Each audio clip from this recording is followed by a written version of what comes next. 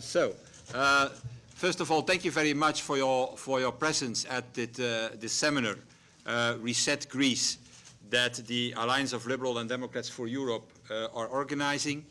And I want to thank especially Theodoros Skylakakis and Yorgo Chadzimarkakis for organizing this seminar together with the group.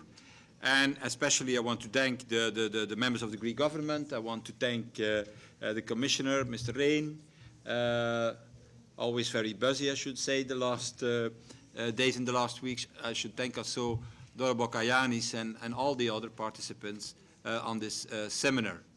We thought that a political seminar on Greece was useful and necessary because, in a certain way, there are some problems on the track we are following today, and we think that we can show what we believe it should be. It's not the first time that the Alliance is doing that. Together with Dora Bokayanis, we have organized on the 21st of June a first meeting here in the European Parliament. So you can say that the European Parliament is certainly in the center of all the debates around Greece.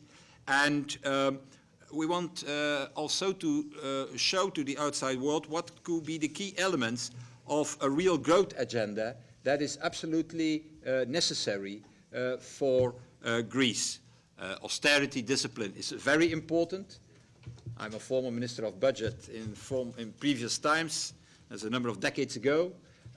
So we are all aware of the necessity of that, but at the other side, you need also growth in the future. And not only for economical reasons, but also this is important to provide hope for the Greek people and for the Greek citizens. But it is not only an economical issue, also a psychological issue, a political one. And what we shall try to show to you, and the debate that we shall have on this, is that there could be also additional, better, more sustainable ways to deal with the Greek crisis, measures and reforms which come on top and are compatible with the measures already taken by the Greek government, by Commissioner Rehn and the Commission as a whole. So thank you very much for your presence. I give immediately the floor to Commissioner Rehn for his intervention, and then it is Yorgo who is taking over the chair of this first panel, and shall also introduce the other members of the panel. Uli, you have the floor. Thank you, Guy. Thank you very much, Minister, honorable members, ladies and gentlemen. Let me first of all thank you for the invitation to speak at today's highly topical conference seminar. I want to thank Yorgo and Theodoros, as well as the party leader Dora and group leader Guy, for taking the initiative to have this opportunity to discuss and exchange views on this very important issue of resetting Greece and more broadly overcoming the economic crisis in Greece and elsewhere in Europe. I also want to say that as I look at the audience, I'm very glad to see many old and new friends, liberal and other friends from Greece and other parts of Europe among the participants. I'm very much looking forward to a fruitful discussion in this seminar.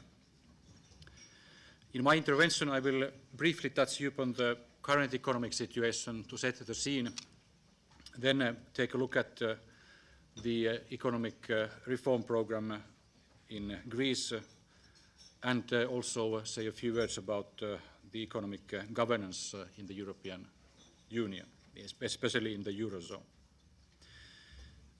In the first half of this year, the EU economy continued its gradual recovery, although recently with a slower pace.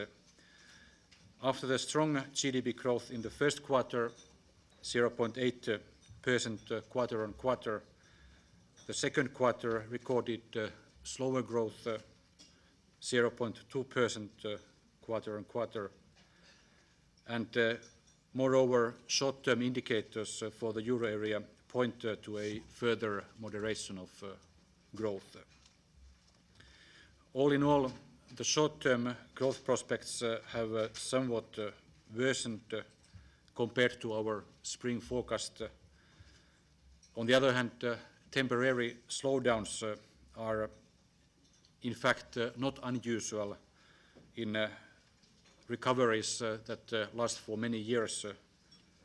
In particular, this subdued recovery is not surprising in the aftermath of the financial crisis, given the continued need for financial deleveraging and in the private and public sector. However, what obviously makes the current situation worrisome is that the level of unemployment remains elevated and public finances are vulnerable to any slowdown of the economic recovery.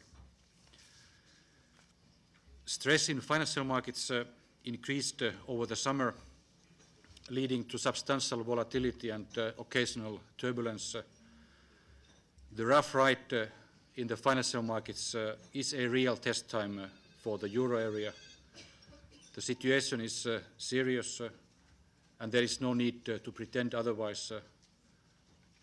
Moreover, funding pressures in the EU banking sector have also risen.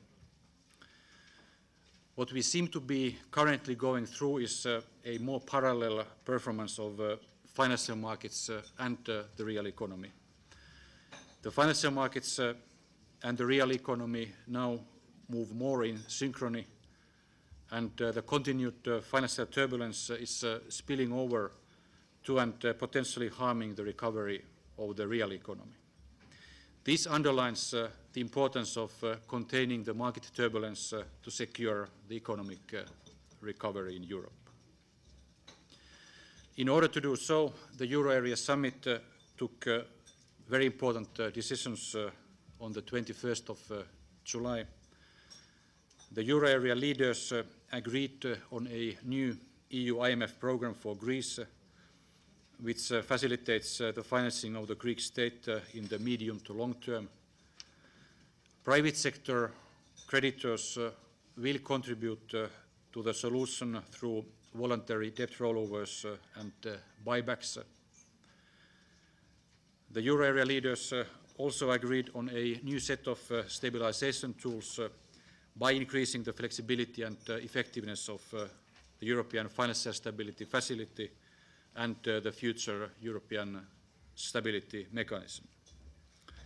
These enhancements of the EFSF and ESM are a very clear change of approach and will allow acting earlier and more effectively to ensure financial stability in Europe. We have called on the Euro area member states to accelerate the approval of these decisions so as to make the EFSF enhancements operational and functional as soon as possible. Rapid implementation of these decisions is indeed essential, crucial for overcoming the debt crisis and restoring market confidence. Ladies and gentlemen, after setting the overall scene in Europe, now let me next turn to Greece. As you may be aware, the Troika of the Commission, the ECB and the IMF had to interrupt its fifth review mission in Greece last Friday. The mission has made good progress but has temporarily left Athens to allow the authorities to complete technical work, among other things related to the budget for next year and growth-enhancing structural reforms.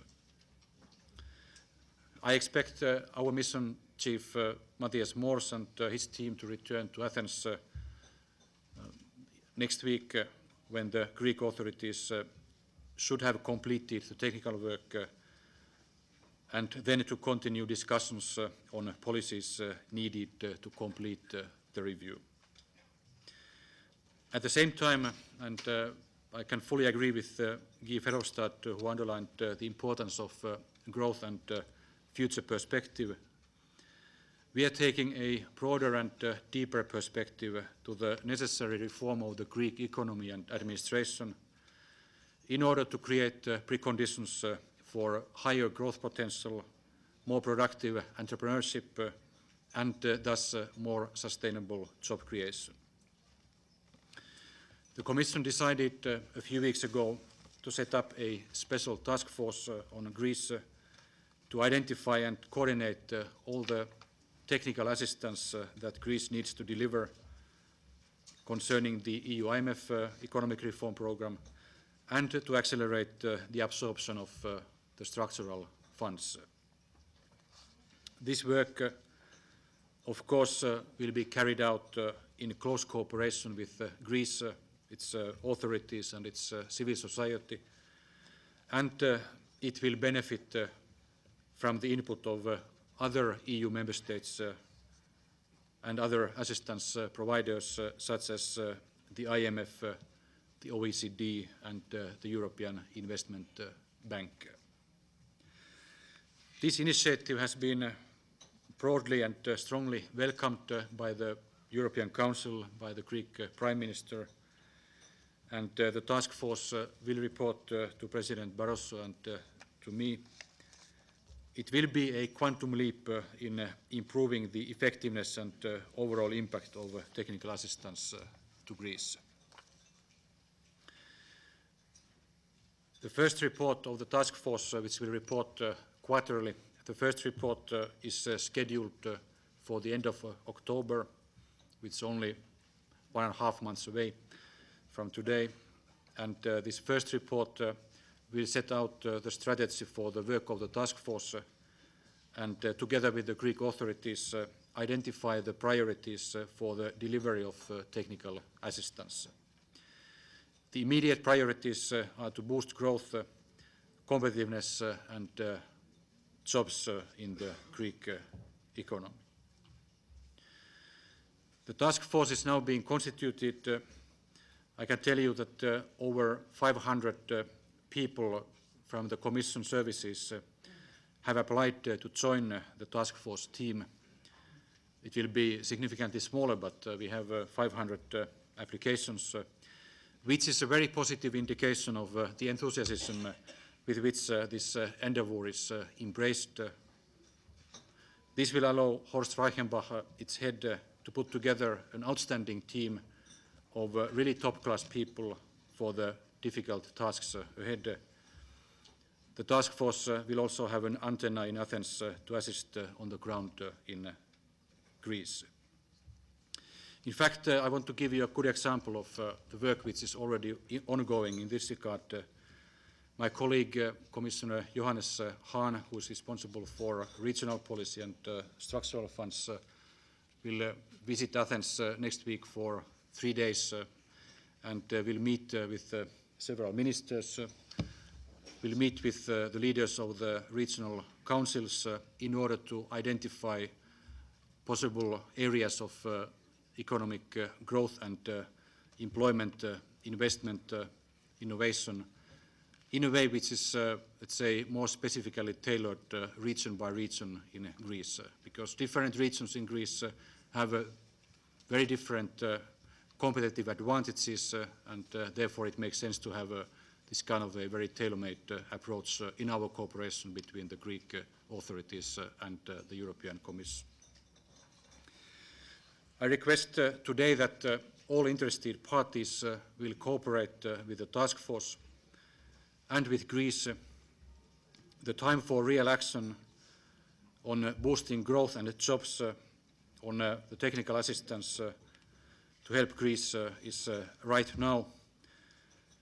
And I say to my Greek counterparts and friends that this is a unique opportunity to work together towards sustainably strengthening your country, reforming your economy and your society, which is, to my mind, a chance that we must seize together. Ladies and gentlemen, let me move to my last point. There's been much debate around EU economic governance and the need to rethink our institutional structures, not least in this House and not least in this group that is organizing this event, for which I'm very grateful, because it's been indeed essential that we have had this debate and this rethinking of our economic governance. Given our growing interdependence in the euro area especially, the Commission has been pushing for stronger economic governance, especially for the euro area. We made legislative proposals in September last year to that end, and I remain confident that these will soon be definitively approved.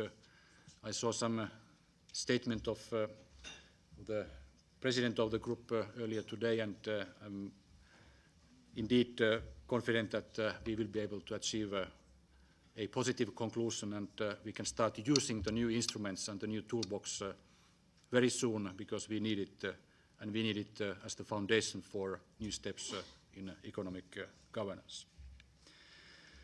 In line with the decisions of the Euro Area Summit, further ideas will be developed in the next weeks. It is important to note that the treaties offer a very broad range of options for a deeper and more efficient economic coordination and integration. We should, in particular, find ways to provide more institutional clarity in the euro area. Especially, we need to reflect on how to improve the division of labor and respective responsibilities of the euro area meetings in the composition of heads of state and government and of finance ministers. And we have to see how to improve the working methods of the Eurogroup, including also its support structures and communication practices. There are currently rather high expectations on how Eurobonds could help solve the debt crisis by pooling the debt issuance of euro area member states. To my mind, it is clear that Eurobonds, in whatever form they were to be introduced, would have to be accompanied with a substantially reinforced fiscal surveillance and policy coordination as an essential counterpart, so as to avoid moral hazard and ensure sustainable public finances. This would have unavoidable implications for fiscal sovereignty of member states, which certainly calls for a substantive debate in euro area member states and across the euro area to see if they are ready to accept this direction. We will in due course in the near future present a consultation paper or an analytical report on alternatives concerning Eurobonds, as well as the economic and financial, legal and technical issues related to possible introduction of Eurobonds. A treaty amendment to allow for the establishment of the European Stability Mechanism is now being ratified. Should future moves to deepen economic integration require a new legal basis, the member states would need to consider further treaty change. At this stage, this is a hypothetical question. So, in the very short term, the adoption of the six-pack of the legislative package on EU economic governance will be the crucial step forward in strengthening fiscal surveillance and formalizing the surveillance of macroeconomic imbalances. In his forthcoming State of the Union speech, President Barroso will outline the Commission's concrete proposals on how economic governance of the euro area can be further developed. President, ladies and gentlemen, to conclude, the light at the end of the tunnel does not necessarily have to be the oncoming train. Unlike many doomsayers would quickly point out, as the euro area struggles with the current crisis, I call on and I call for the spirit of responsibility across Europe and across the political spectrum to reach sensible and forward-looking decisions to restore and reinforce confidence into the European economy for the benefit of our citizens.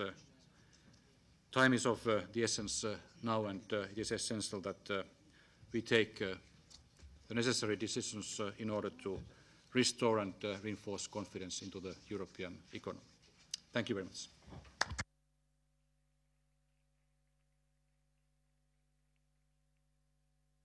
Thank you, dear Olli.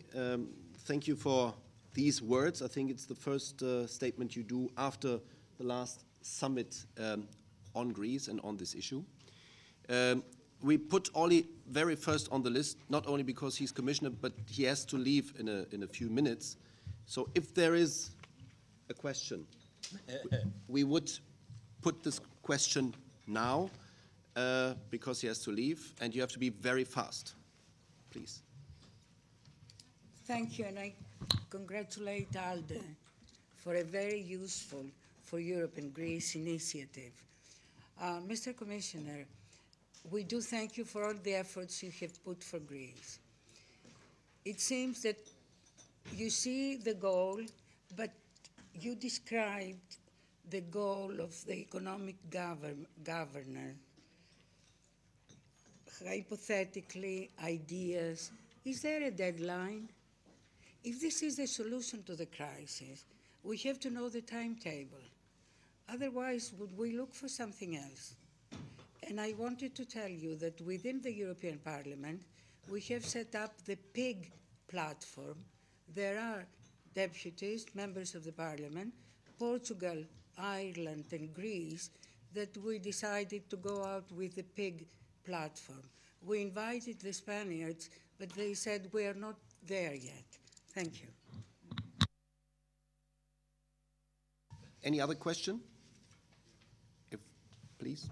And would you please say your name also? Yes, thank you. My name is Ali Turkeli. I'm coming from the Federation of Western Thrace. My question to Mr. Commissioner, as you mentioned that tailor-made programs could be made for the regions in Greece, and I want to direct a question with regards to Thrace. And the Economic Forum of Thrace met on the 2nd, and after a roundtable meeting, they proposed that a 10%, that a free trade zone could be established in the region, and that they applied to the Commission for this. My question is, would the Commission approve of such a special free trade zone in Thrace? Thank you. I will take one last question if there is one. Please. Yes, it's Dominic Robinson from Transparency International. I was curious to know about the perception or the ability of the Greek administration to absorb the funds. I was curious to know the Commissioner's thoughts on that. Thank you for these interventions. Olli, I would like to give you the floor. Thank you for these very pertinent questions, and I take them in the reverse order. As regards your question concerning absorption of the structural funds, we are aware that there have been and there continue to be problems concerning the absorption of structural funds, both of, say, administrative nature or related to administrative efficiency or rather inefficiency, as well as also related to the requirements of co-financing or matching funds. And that's precisely why we wanted to set up this special task force, and that's why both its head Horst Reichenbach and my colleague Commissioner Johannes Hahn are really focusing now on Greece, and they see Greece as the highest priority, because it is necessary that we will be able to unlock the use of structural funds, both in, say, quantitative and qualitative terms, both in terms of relaxing somewhat the co-financing requirement, which has been decided in principle already, as well as then providing the more practical assistance in order to overcome problems related to administrative inefficiency. Second, as regards the question of free trade or free economic zones, it is no secret that inside the single market we are not great fans of these because they often tend to lead distortions. But I don't want to take any immediate stand. The essential thing is that they need to respect EU rules, especially the rules of the single market and state aid, because we have to preserve our foundation of the European integration, which is the single market. And therefore, if these kind of ideas are floated, it is quite useful if they are at the early stage of the preparation, they are verified and checked with the respective authorities in terms of whether they are compliant with the EU rules on the single market and state aid. And then Madam Tzavela posed the question related to, say, the near-term roadmap. And you have a point. I mean, we have seen a certain negative cycle in the recent weeks, both in Greece and in the European economy more broadly. And now we have to reverse this trend, which calls for a very clear and convincing roadmap of economic policy actions. And I see that we have several important decisions in the pipeline, which once we are successful in taking these decisions, will help to restore confidence. I see we have, in a way, two phases. We have the immediate short-term phase from here until, say, mid-October, and then from mid-October onwards or furtherwards, we have the next phase when we can start thinking about the medium to long-term architecture of the European economy. What I mean is that we'll have, for instance, the decision on the sixth disbursement of the EU IMF program for Greece in the pipeline. That is pending because we still need to conclude the review mission, and I expect that this conclusion will happen in the coming weeks so that we can well in advance before mid-October come to the decision on the disbursement on the condition that Greece will meet the conditions by the time. Then we have the decision on the new program for Greece, including private sector contribution on a voluntary basis. That decision is expected in the coming weeks, late September, early October. Then we have the decision on the six-pack on economic governance. I trust you and your colleagues will vote in favor of that. I really trust everybody will vote in favor of that towards the end of September, which will have a very positive impact on confidence, a very good confidence effect. And then we have furthermore the decisions expected from the national parliaments concerning the reform and reinforcement of the European Financial Stability Facility to make it more flexible and operational so that it can be used more preemptively and more effectively and efficiently.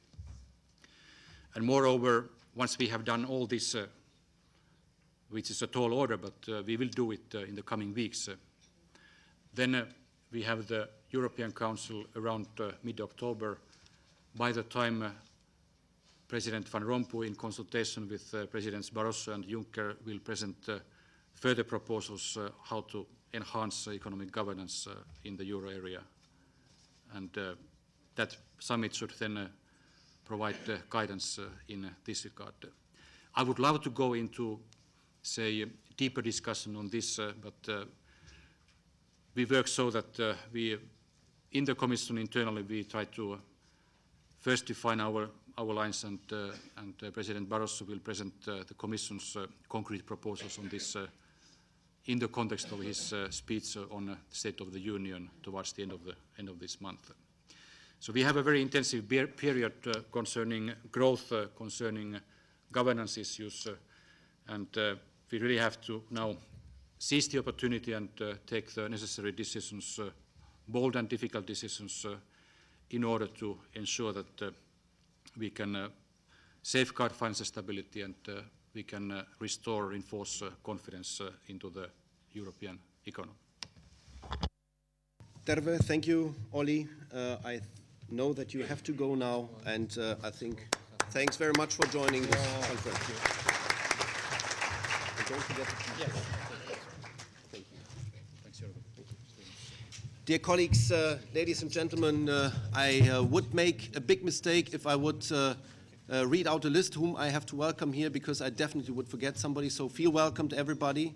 We feel honored that so many colleagues also from other groups are here. I first have to thank Guy Verhofstadt, because Guy was the one who was pushing our first conference on Greece. That was shortly before the decision of the summit was taken about the bold economic program. And as you know, Olli alluded to it, and later on Commissioner Hahn will elaborate on it.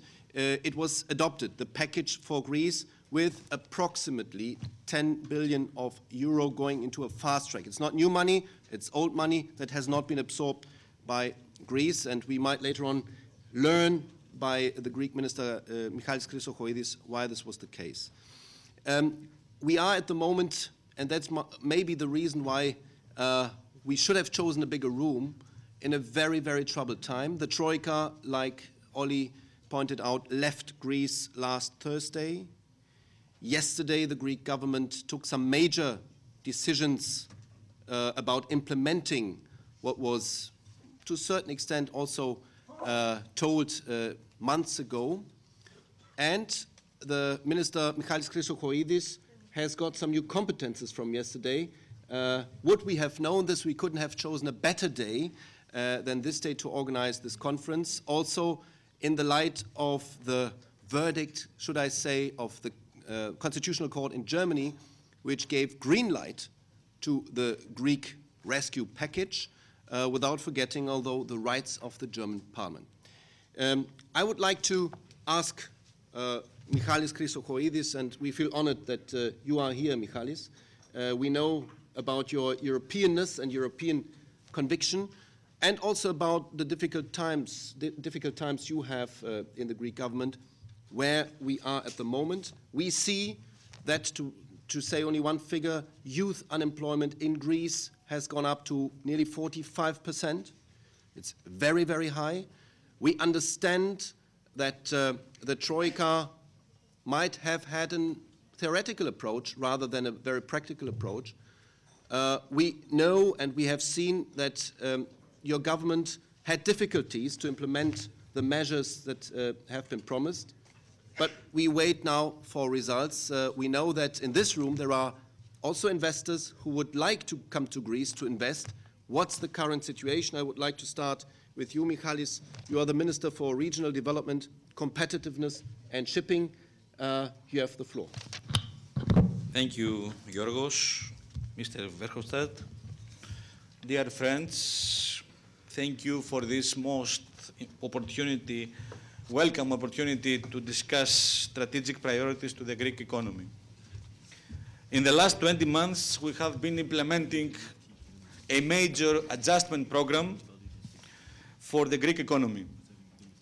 I am here, dear friends, to assure you that we will make every effort to meet commonly agreed objectives in the adjustment program for the Greek economy.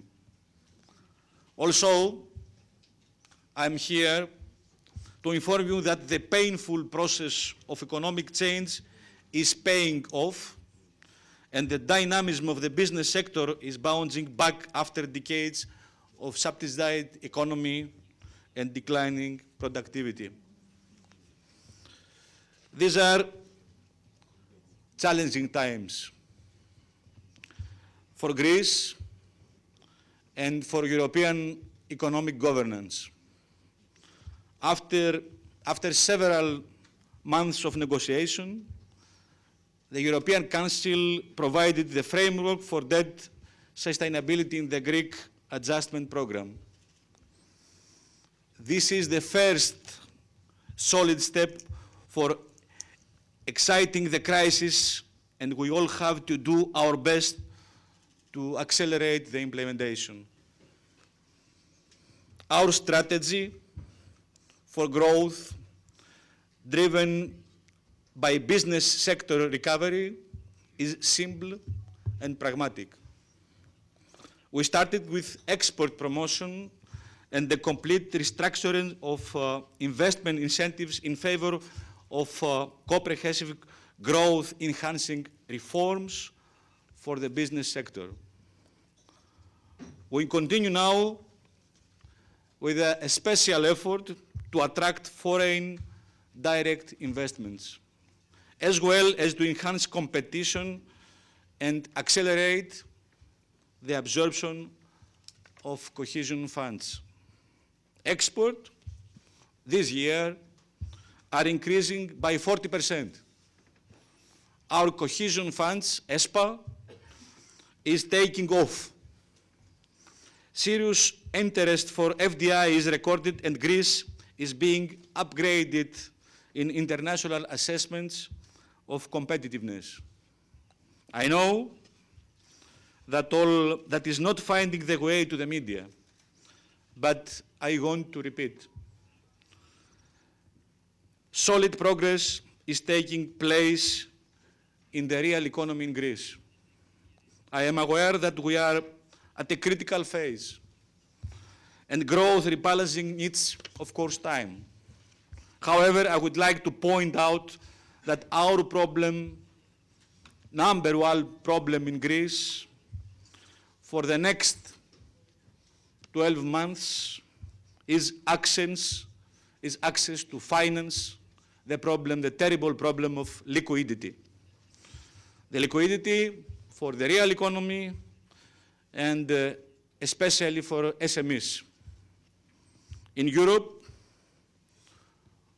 we have the tools, we have the experience to deal with these problems. We need to realize that we don't have time when, instead of adjustment, healthy firms exciting the market. And I feel and I live this event as a minister every day. We have detailed proposals of these issues, and we will discuss practical solutions with the Commission, with the EIB and the other member states. Dear friends, ladies and gentlemen, the Greek economy will overcome the crisis. It is our responsibility to provide vision and hope. It is our responsibility to produce tangible solutions to all the challenging problems of economic recovery for the Greek economy. Allow me to add a few words in Greek language. Θέλω λοιπόν να σας... So I would like to say to you that we're making a very important effort in our country at this moment. It isn't only the enactment of the programme which we have agreed upon with the European Union and with the IMF and the Troika, but also we're trying very hard to effect change in Greece, real change in Greece at the moment. And this change has three dimensions to it. The first one is a political one. There's a need for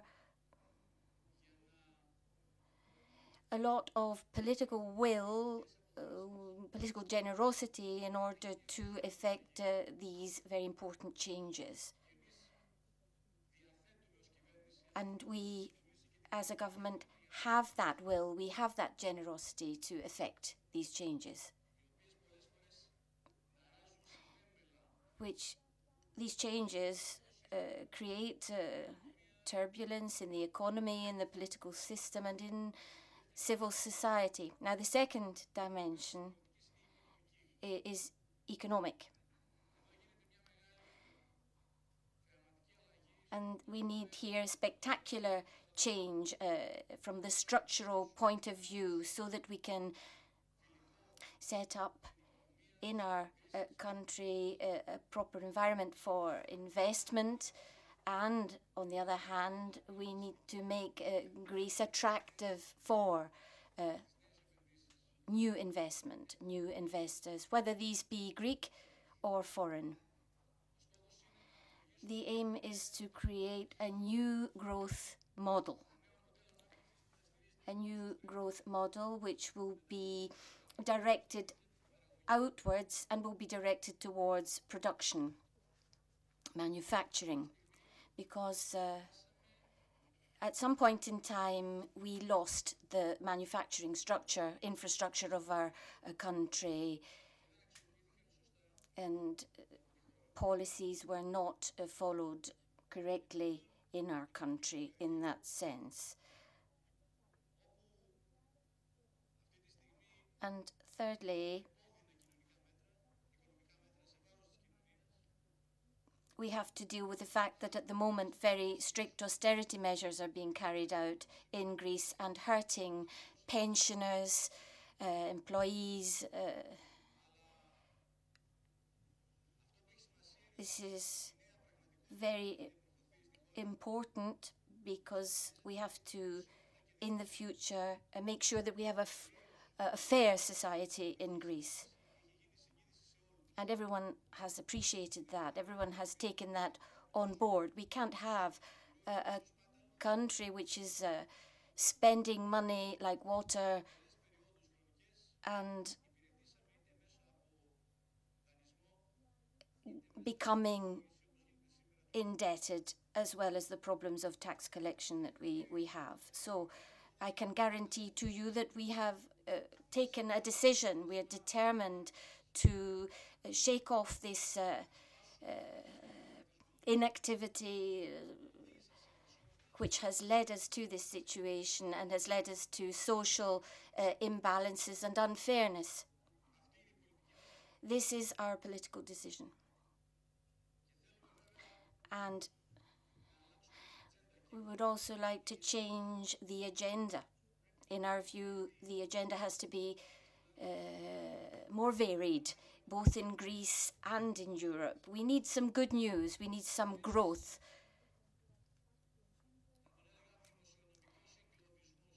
Because we are almost, if you like, held to ransom at the moment from the financial and fiscal point of view, great debates in the media, who perhaps may cause us to deviate from the proper path towards real growth and a real income policy which will create a context of hope for people. I think we should all together, governments, organizations, and the peoples of Europe, create an alliance for growth.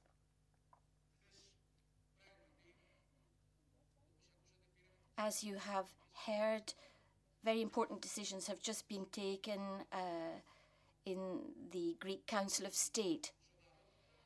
Very important decision taken with great seriousness, and our role is now to get on with this work, quite apart from the bailout of our country.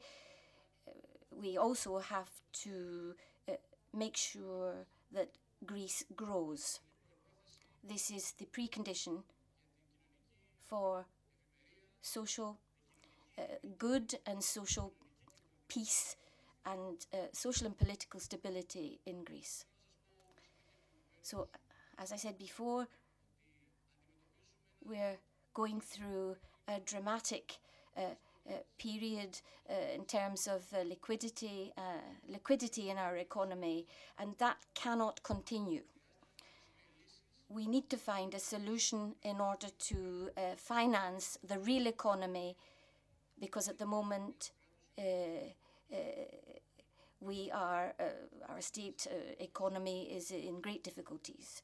I can guarantee to you that that we will succeed in enacting the programme, and we will succeed because we're fighters. We are fighters for change. We want to change Greece and change the growth model in Greece.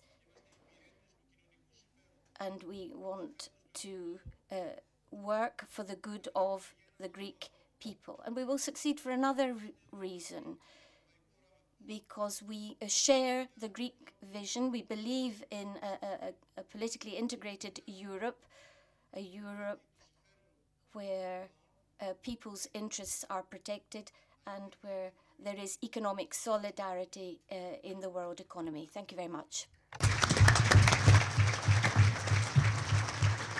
Ευχαριστώ, Michali, και για το κουράγιο. Thank you, Michali, both for your courage and your energy and the European spirit.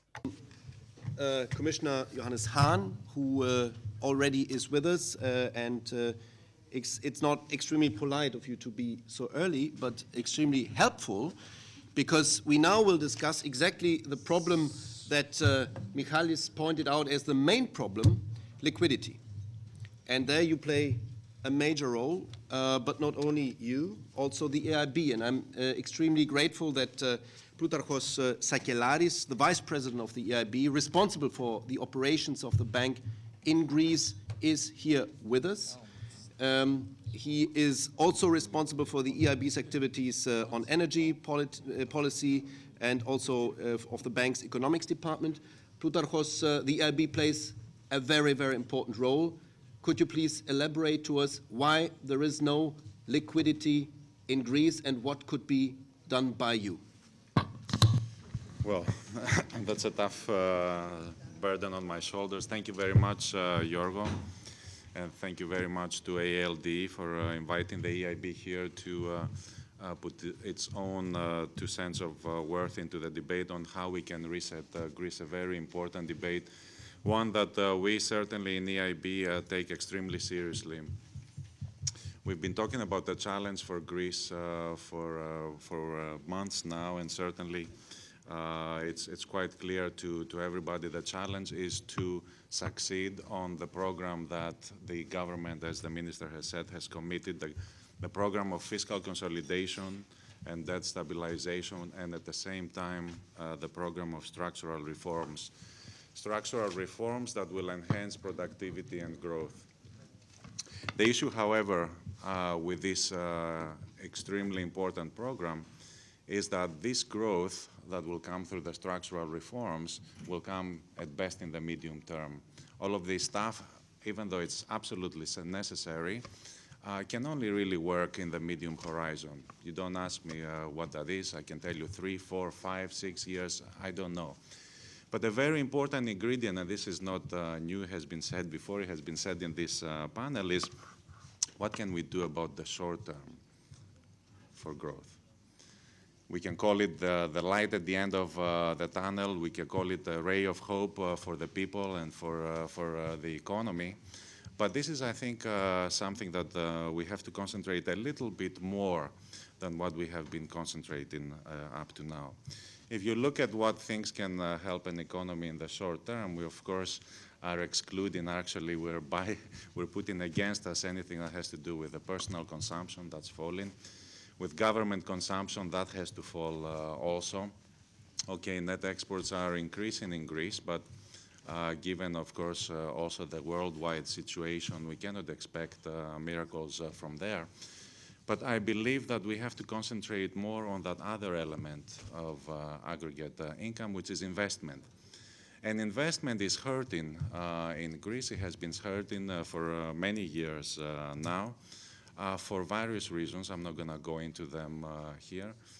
They have to do both with the fact that when an economy goes into a deep recession, of course they're worth, the investment programs that are worthwhile will diminish, but at the same time, and this is very important, related to the financing and liquidity issue that was mentioned earlier, the availability of finance for even those investments that could be viable has been not only decreasing, to a large extent has been drying up, especially from private sources. And I think that we in the EIB, as the European Union's long-term lending bank, see our role there very important, and we are committed to financing new investment in Greece.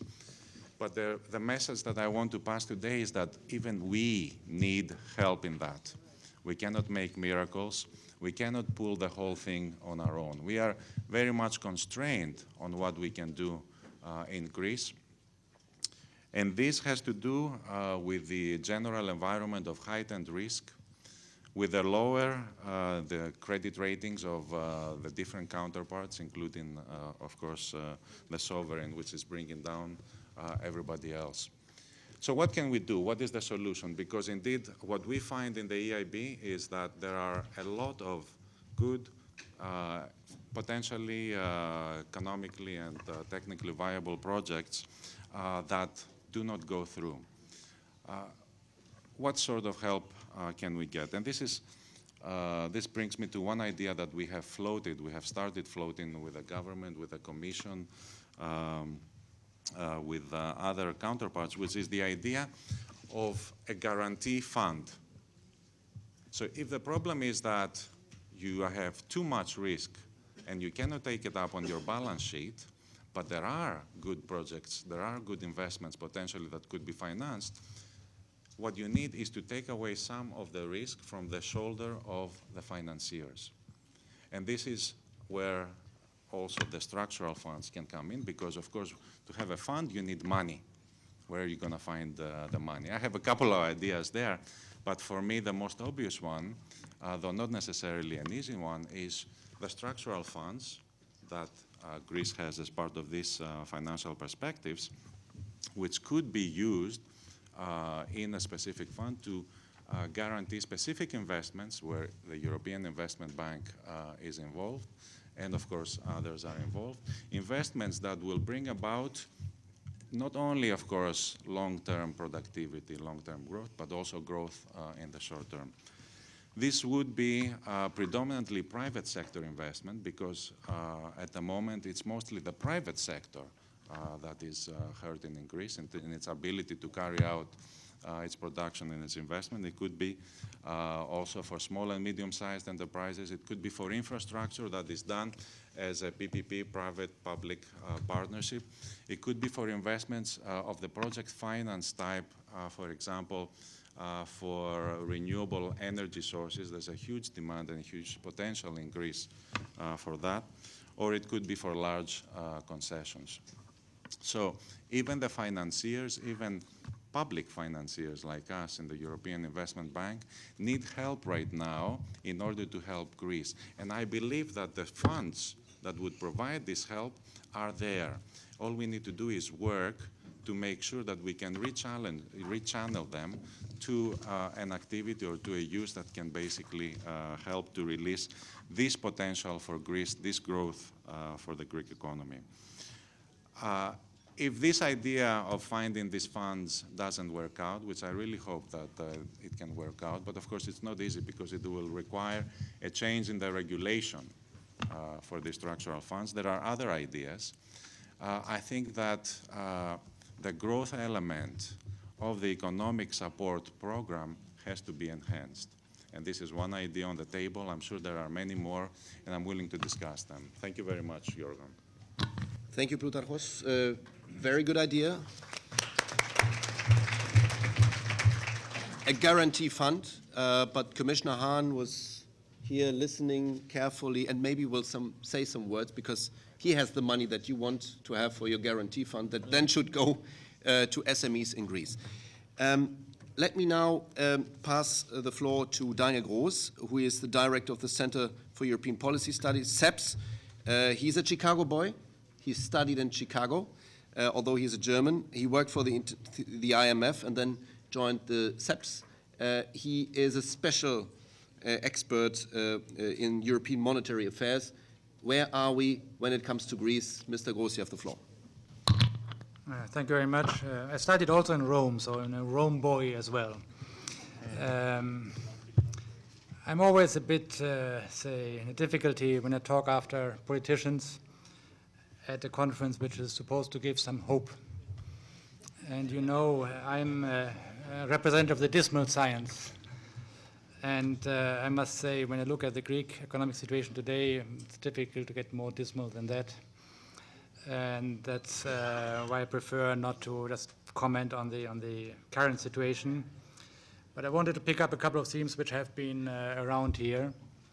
And basically, there are three very simple principles from economics which you should keep in mind.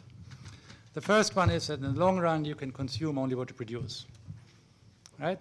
And Greece has, for 10 years, done more, and it still does today. So if one is honest with the Greek people, one has to tell them there's no way around, consumption has to fall further before it can increase again. That's, I think, the first, what an honest politician should do, and acknowledge that. The long term has arrived in Greece, or is arriving. And that already tells you the problem for Greece is not more capital.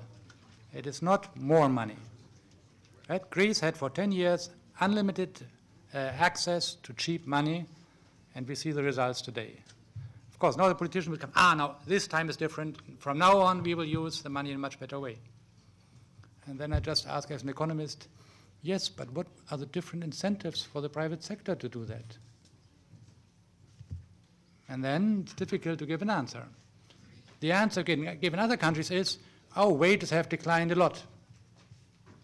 So therefore, exports become much more interesting. That still has to happen. How long does it take? I always like to refer to the experience of Germany, which had a very large current account deficit in 1995, overblown consumption and construction sector. It took Germany 10 years, from 1995 to 2005, to do the adjustment. And it wasn't pretty. And it was the least growing economy of Europe. Now, given that the disequilibrium in Greece is so much larger, if one is honest, 10 years is the minimum. So just to put this time scale right, because my neighbor said in hopefully 3 or 4 years. Okay, the second point from the dismal science is very simple. If you want to have more output, you've got to have more factors of production. Now we come to what has been discussed here. What factors do you need? Do you need more capital? More human capital? Perhaps if you could let my slides here. And if you actually look at the Greek history so far, the last 10 years at least, we'll stop there. You see that in terms of physical capital, the investment rate in Greece actually over the last 10 years has been higher than in the EU average. Now don't stop, go back please, if you could just, not yet. So the key issue has not been not enough capital, not enough investment. Of course, right now the investment rate is a little bit lower in Greece than otherwise, but I think one cannot say more capital will cure the problem. The next question is, what about the quality and the quantity of the human capital? That's the other big growth factor that you know. And here, if you look at the human capital formation, you see here 2 bars always for the entire adult population, that's the blue one, and then for the younger, which tells you how much better the younger are being educated. You see that a lot of progress has been made in Greece, but you see that's far below the levels of the other countries. So that's the first point, I think. Not more physical capital, not more money, but better education. Of course, better education today gives you returns in 10, 20 years, but that's what you really need to do. You see, for example, Finland, very top. They are the ones who really get through this crisis very well. And on the right-hand side, you have Greece, Italy, and so on, the countries which have difficulties right now, also because of the bad human capital formation. The third factor is, of course, demographics. And you see the labor force Here I have two projections from the EU with net migration and without. And you see the labor force just projected to go down. This is not an economy from which, if you're realistic, you can expect high growth rates. With a declining labor force, of course, you will have a little bit of productivity, but you just cannot expect very high growth rates, unless you do miracles, of course. Of course, you have these factors of production, human capital, physical capital, and this is the pure amount. And then the question is how much, next slide, with what efficiency are they put together?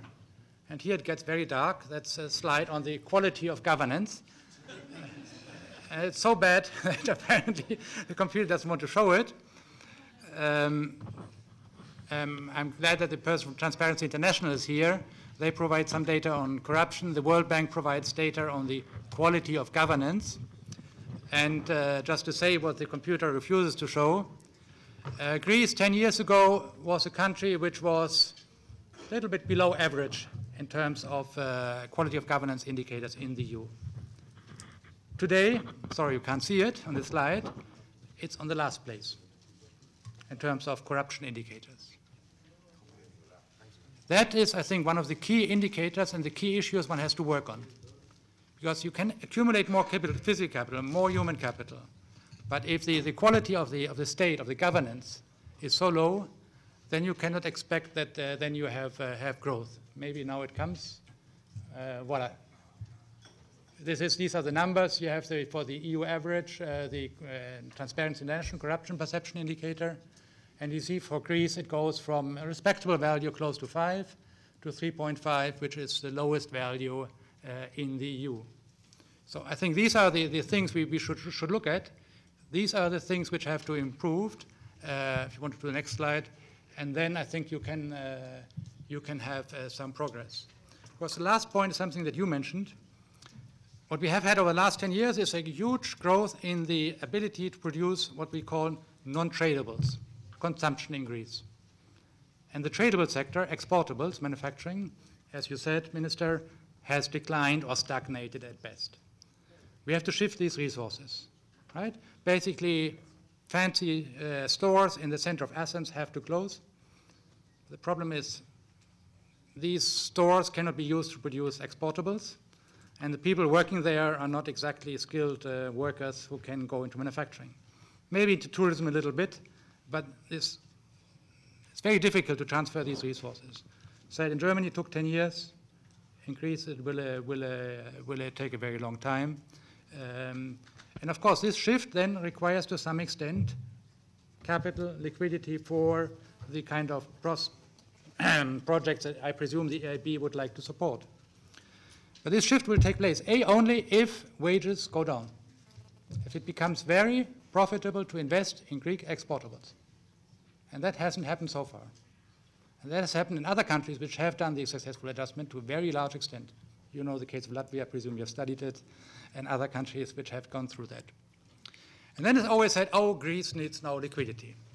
I want to make 2 points. First of all, as I said earlier, in Greece, still the country consumes more than it produces. It means there's not enough capital in Greece. It's where the question of, if in Greece there were enough capital being produced to finance all its investments, I would say, okay, it's a question of liquidity. How can we make the money flow from Greek savers to investors in Greece? That's not the case yet. There's still not sufficient savings in Greece. And the second point is, if there are these growth prospects, these promising projects in Greece in the exportable sector, why would the private sector not finance it? You say risk factors. But we have seen in other member countries, especially the new member countries, that you can take away the local risk factors by having foreign-owned banks, right? That has worked very well in the Baltics and in other countries. So the simple way to get rid of the liquidity problem in Greece is to say, let strong foreign banks take over the Greek banking system. That would stop the capital flight, and that would immediately improve the allocation of credit within Greece. All the new member countries have basically gone through that route, and they have fared pretty well in this crisis. I'm wondering why Greece doesn't follow it.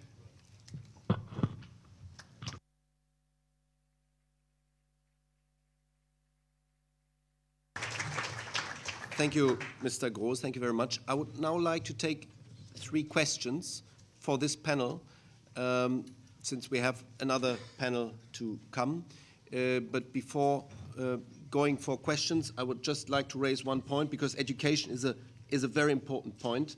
I think the Minister has one information to give to us, because there has been a historic event in Greece, I think last week or 2 weeks ago, concerning education. Very historic.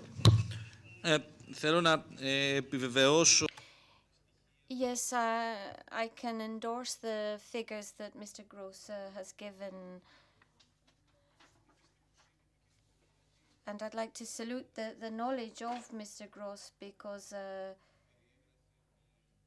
he's quite right in his description, although it's a rather dismal one. There have been a great deal of changes in our country recently. A few days ago, there was decisions taken concerning the educational system in the country, and a vote was passed, legislation passed concerning further education in the country and the restructuring of it. And this draft legislation was voted on and passed, was approved by a majority. First time in modern Greece that all parties did vote in favor of something. First question, would you please say your name? Tassos Bizopoulos, European Commission. I just wanted to add on this issue, which mainly focuses on the macroeconomic picture, that little bit has been said on the micro level. Because one major problem in Greece is that the markets at the micro level are completely blocked. And you know very well that that comes because all liberal professions in Greece really are at an unacceptable level. I mean, it is already in the Troika, and already been decided, but it doesn't happen. I just want to add that, and for people to understand why there is hope. I'll give you some 2 concrete examples, because also in this case, the devil is in the detail. And what is the detail? In every single European country, engineers ask as a fee for design and construction around 5% of construction costs. And please correct me if I'm wrong. Do you know what is the level of this number in Greece? It's around 20%, and is under law, who has been abolished but still operates. I mean, how can you expect an investor, a Greek who has withdrawn his money, because a major issue of liquidity is that maybe 60 billion, they say, of Greek money were withdrawn from the banks, and Greeks keep them either in the matlas or outside and wait for the opportunity to get them inside. Just by one measure, where the market opens up and people say, yes, I cannot give 20% in advance, believe me, in advance, to build a house or to do a renovation. One more example, which says that all liberal professions are blocked in that way, is doctors. In Greece, a visit to a practitioner, to a general practitioner, costs more than 100 euro. This is 30 to 35% in any other European country. The same thing happens in every liberal profession. I'm saying that because I believe there is hope, and only by abolishing these restrictions, the shock which everybody expects will come immediately. Thank you very much. Again, Transparency International, no other? Please. Yeah, First. it's Dominic Robinson again from Transparency International. Just wanted to repeat the question I asked the Commissioner before as well, perhaps more targeted now to the Minister. Just your comments upon the ability, on your thoughts on the ability of the current public administration to absorb the EU funds. I would take one other question of you, gentlemen, and Mrs. Tzavela, and then also already ask my colleagues from the next panel to get prepared, because we are going to swap very fast after that. Please. Just one question for the Minister. Κύριε Υπουργέ, πράγματι ήταν... Minister, that vote was indeed a historic event for education in Greece. And what's your policy about this kind of dynamic cooperation which took place, and how can that have an effect on the economy of the country? And what political forces in the country are first in line for this kind of good cooperation with you? Thank you. Gentleman and then Ms. Tzavela. Gentleman from Thrace. Thank you. Mr. Minister, Western Thrace is considered to be among the most underdeveloped regions within the EU. And looking at your CV, you come from northern Greece, I see. As Greece is now rebuilding and restructuring its economy and seeming to be open for new investments, do you think that this could be a vital opportunity for Western Thrace to flourish and economically flourish, basically? Thank you very much. And last on my list, Niki Tzavela, my colleague. I would like to kindly ask Mr. Sakelaris whether you could update us on the status of the project bonds. Thank you. Unfortunately, Guy Verhofstadt is not here because he loves project bonds, but he will be informed. I would like to give first Mr. Sakelaris the floor and then Mr. Chrysochoidis. I think if Mr. Gross, you want to comment on something, please feel free. Plutarch. Thank you, Yorgo. Well, I will just answer then the question that was directed to me on project bonds. This is an idea that we in the EIB worked together with the Commission, that we support very much, and we believe that it will be the answer to the problems that many of the project finance, that very strange and complex tool that we have to fund infrastructure projects, the problems that project finance is having in terms of attracting capital. I'm not going to go into the idea of project bonds, just to tell you that it's only possible to happen since it involves structural funds, or let's say not structural funds, it involves European Union budget. It can only happen in the new perspective, in the new financial framework after 2013. But we in the EIB, and hopefully it will be voted and allowed to happen, but we in the EIB already are working for it by doing at least 2 pilot projects in which the first loss piece, which is that, let's say, guarantee part of the project bond idea, is put on by ourselves. So we are preparing for our taking our own role in terms of this project bond idea after 2014. But the money that is essential in order to provide this guarantee, similar to the guarantee that I was talking about earlier for the project bond idea, will only possibly be available from 2014 onward. Okay. There's one add-on question on this. I'm speaking in Greek. I am from Cyprus, and I've been following very closely the situation in Greece, I'm sorry. I have a question concerning the investment.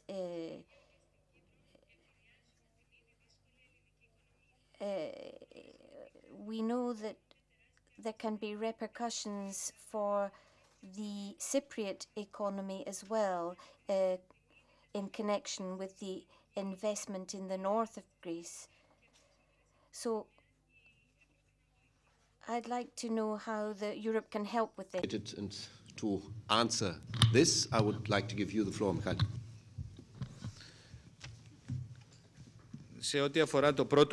Well, dealing with the first question, you're quite right.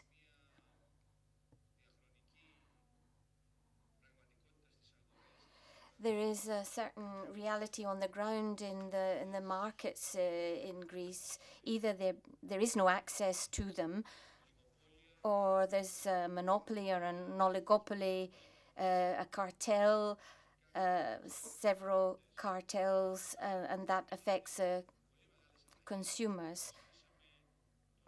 But I mentioned the fact that we're making changes, for example, a new piece of legislation on competition and new legislative provisions, to break this kind of cartel, which is blocking the market, blocking access to the market. But there's a wider question here, which is involved to, if you like, stereotypes.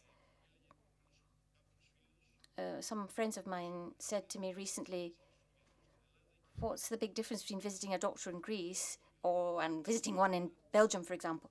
And in Greece, we do have a lot of doctors, as it happens, good doctors, but they're very expensive. And there shouldn't be this huge discrepancy, this huge gap. So what we've got to do is get rid of all these obstacles which exist on the market. We have to abolish them through legislation, and that goes for all the categories, professional categories. And in fact, in Greece at the moment, there's a revolution, if you like, going on among some of these professional groups and classes.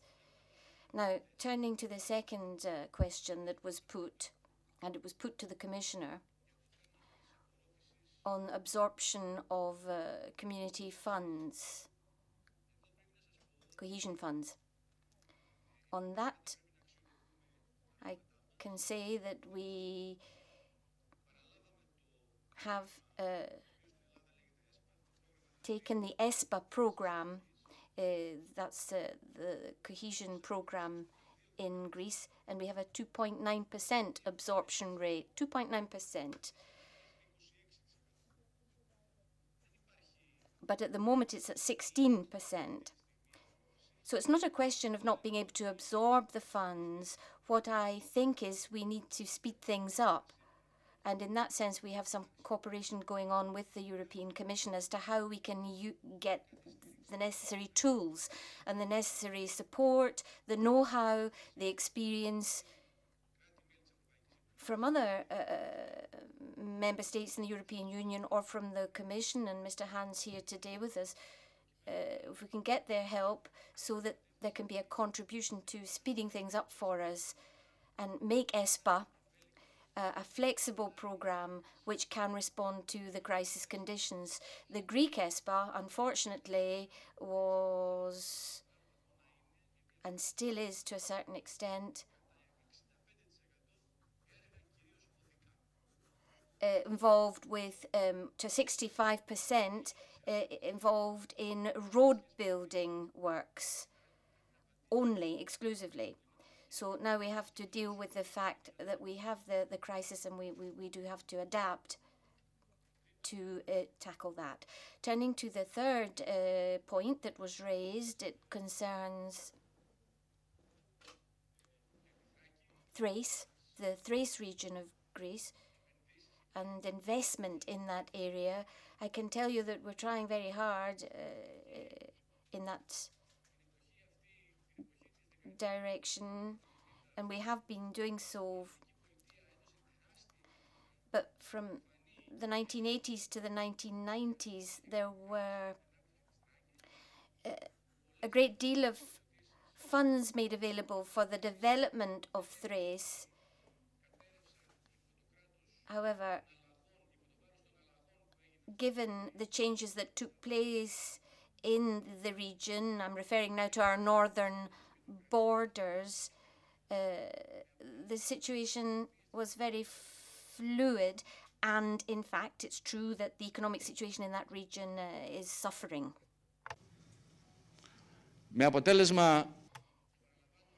So the result was that the economy of that region was suffering, and indeed a lot of northern Greece. They paid the cost, if you like, of the transfer from Greece of funds to other countries.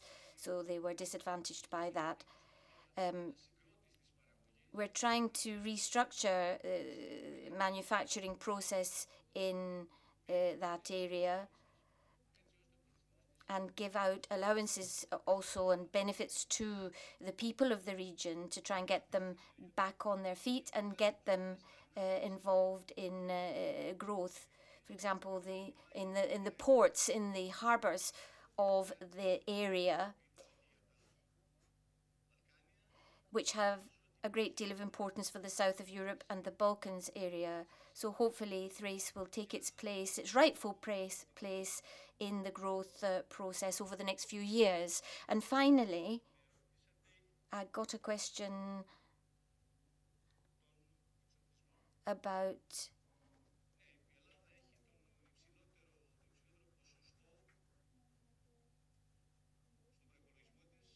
spending on defence equipment. It's a huge line in our budget, and it causes great difficulties for the country and has done for the last 40 years. We had the invasion of Cyprus. We are now trying to keep the dialogue open with our Turkish neighbours in order to have a peaceful future together with them. On the other hand, we're trying to bring our defence budget up to date and make it so that it doesn't weigh so heavily on our general budget in Greece. You asked what Europe should be doing in all this. Well, Europe must keep the dialogue open with Turkey so that Turkey becomes a country which respects human rights and becomes a country which is totally open and open to dialogue within the context of a united Europe. And I think if that happens, we'll solve the problem of the equipment and defense spending. So, Mr. Groß, you want to comment very shortly, and then wir müssen wirklich wechseln, deswegen bitte ganz kurz. Then we have to change. Just to reinforce what one commentator said over there, of course encouraging that you have higher education reform, that you open the closed professions and so on. But I come back. It was said here liquidity is a key problem, but liquidity is missing because Greek savers are pulling their money out. And why should Europe put the money back in that the very Greek citizens are putting out? And the second one, which is actually related to that, and your higher education reform.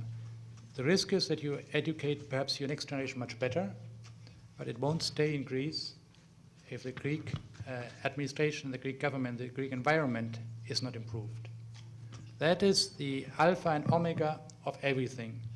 And on that, progress might have started, but I think that will really take the force of Hercules and more, and a lot of patience. Thank you, Mr. Groß. Exactly this is the question. Is it possible to push the button to reset a country, reset Greece? We now have looked into the past and into the current situation, and the next panel will deal with the future. I might mention one example which has to do with doctors and with corruption. In the past, it was very normal that you go to a Greek doctor and you have an envelope, a so-called fakirlaki, that you give to the doctor. And the term fakirlaki is very well known all over Europe now, all over the globe. This year, I listened to the news in Greece, and it was scandalized that one doctor in Crete wanted 30 euro in an envelope, and it was scandalized in the news. This would have been unthinkable of 1 year ago. It wouldn't have been a scandal. No. Now it is a scandal. You see, mentality changes. Take some time. Reset is difficult, but it is possible. Now, I mentioned Crete. We have all Cretan colleagues from the parliament here, Mr. Danelis, Mr. Stavrakakis, and of course our guest of honor, Dora Bakoyanni. And that's why I would like to say now that in the end, when you leave, after the seminar is over, there will be a Cretan present, a Cretan raki, and some products from Crete that you shouldn't miss. But now I would like to invite Mr. Skilakakis to take over, and the panelists of the next panel to take their post. Thank you very much.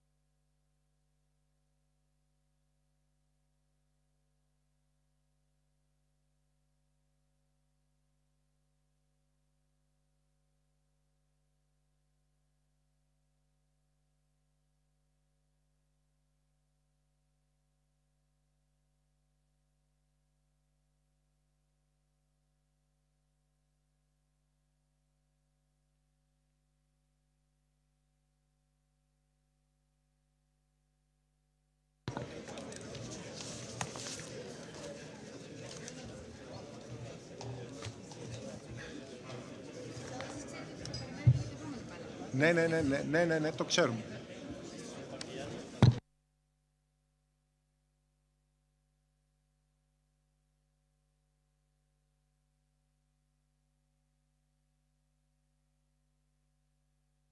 Okay.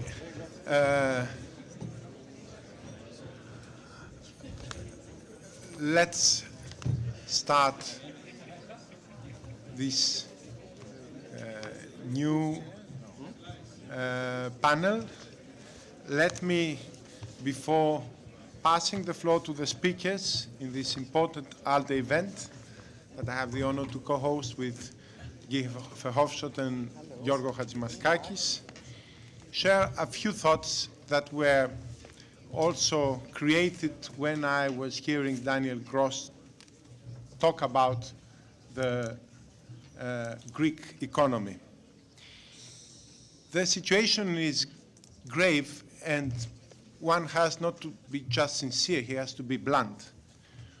Growth, it is true, in Greece from 2000 and onwards was based entirely on consumption. According to a recent McKinsey report from 2000 to 2008, 97% of growth was due to private or public consumption. So we essentially had years of disinvestment.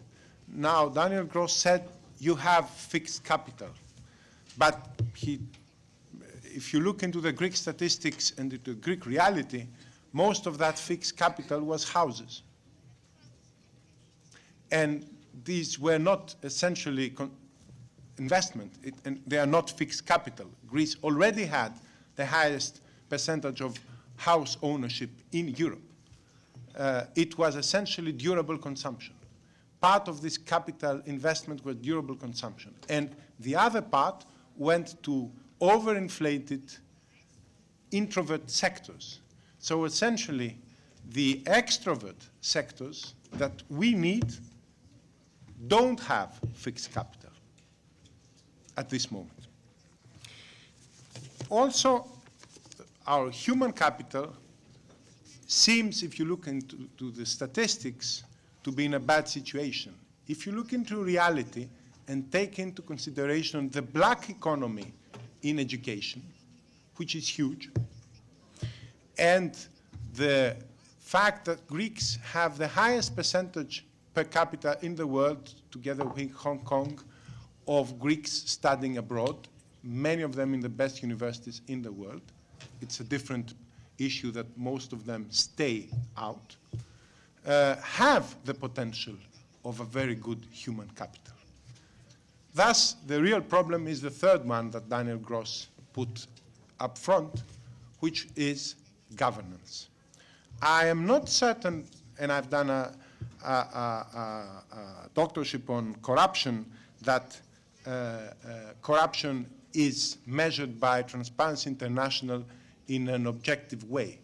This is a significantly subjective way of measuring, which doesn't mean that there is not corruption. It just means that it could be very possible that the same level of corruption and misgovernment was there in 2000, and it was just not up front in the news for people to pick it and make it into Transparency International's numbers. So it is not that governance is worse. I think that the problems at this moment overcome the old traditional Greek political system. There is no way, with the way that we were governed in the last 30 years, that we will survive in the next 10. And that means that the task ahead, which is immense, we have to zero public deficits from 10%, we have to start paying back public debt, and we have to move 1 million people from the inflated introvert sectors, consumer sectors, to the productive extrovert, anemic productive extrovert sectors. And this can't be done without a drastic reduction in public consumption and cataclysmic structural changes. However, and this is where I get blunt, this is not happening. The gradual pace of the present program and its tax and protect public spending nature is wrong. Greece has a two-party political system that has managed up till now, the government by not implementing fast enough and doing some reverse things as well, and the opposition by not supporting the program, to relatively protect their clientele in the public sector and in the closed professions and in the tax evaders. And they added a lot more burden to a productive private sector that Greece has, in spite of everything that you have been hearing up till now. Because those that have survived the Greek environment, I can tell you, they're extremely, extremely productive and able. And they can produce miracles if they are given the chance. Now, at this moment, the private sector is suffocating. It has total lack of financing. Don't look at the aggregate figures. All the financing goes to the public sector. The private sector has nothing. It has new, higher tax rates. Those that are not avoiding to pay taxes are killed. And these are the best of our industries and the best of our people. And even ongoing investments like the new roads, which if restarted could add in 2012 1.5% of growth right away, have collapsed. As ALDE, and I finish with that, we have proposed in June the only realistic alternative, and Dora Bakoyannis will represent you the main elements of this alternative, which is, I think, very important. A more drastic reduction of public expenditure, lower taxes, faster consolidation. We have taken, as a party, the political cost in Greece to propose 10 billion faster fiscal adjustment than the Troika has accepted. And more than that, maybe 15 billion or even more in additional spending cuts in the public sector. But we tell you, we cannot get out of this mess without more investment from Europe. The public sector is not investing. Investment in the first 7 months is just, public investment is a bit higher than 1% of GDP, so it's not investing. And the private sector cannot invest because nobody is giving them money, and they can't find any money. So the ideas that are here for additional investment are very important. And we propose one step forward. We propose that the rest of Europe should ask for deeper expenditure cuts in public consumption and offer in return additional money for investments. And this can and should be done automatically, to remember the governance package, with part of the installments from the European loans to be earmarked for investment only. And the plan cannot succeed unless it stops promoting consumption by the least productive sector in Europe, which is the Greek public sector, and start promoting investment and survival of the private sector, which in the end is going to pay back the loans that Greece owns. This was my short introduction, and I would like now to pass the floor for reflection and ideas and the European Commission perspective to Johannes Hahn, the EU Commissioner for Regional Policy. Commissioner, thank you for being here. Please, the floor is yours. Thank you, Mr. Chair. Due to the time, only some brief comments. First of all, I'm grateful to hear very often the word investment, because this is exactly the culture I have tried since I came in office to change the philosophy of regional policy, structural policy, from a mere solidarity or a charity policy to an investment policy. And this might sound a little bit strange in the connection with Greece, but I nevertheless believe this is the right direction, and it's more than ever the right direction also for Greece to invest, and to invest means to get a revenue, and in particular in the future, this revenue is a manifold one, not only in terms of money, but also what we have discussed in terms of skilled people, better educated people, whatever. So I think we should discuss how we can prudent, how we can sound, how we can sustainable invest even under the certain or in the given circumstances we face. But I would like to continue or to follow where Daniel Gross has finished, or his reflections and comments concerning the situation in Greece. This is also our observation. It's not only a question of money. There is, of course, it's always a question of money, but not only. There is a lot of money available. Of course, the current absorption rate on the surface is rather satisfying, but, and this is important, Greece has met some of the provisions in terms of absorption rate by setting up revolving funds, and we have now these revolving funds to provide, in particular, SMEs with loans, guarantees, etc. But so far, this, let me call it, final beneficiaries have not yet made use of it. And we have to ask ourselves together, what are the reasons for that non-use of, in principle, available money? And I think one point is indeed that we need, or Greece need, and but all stakeholders and players,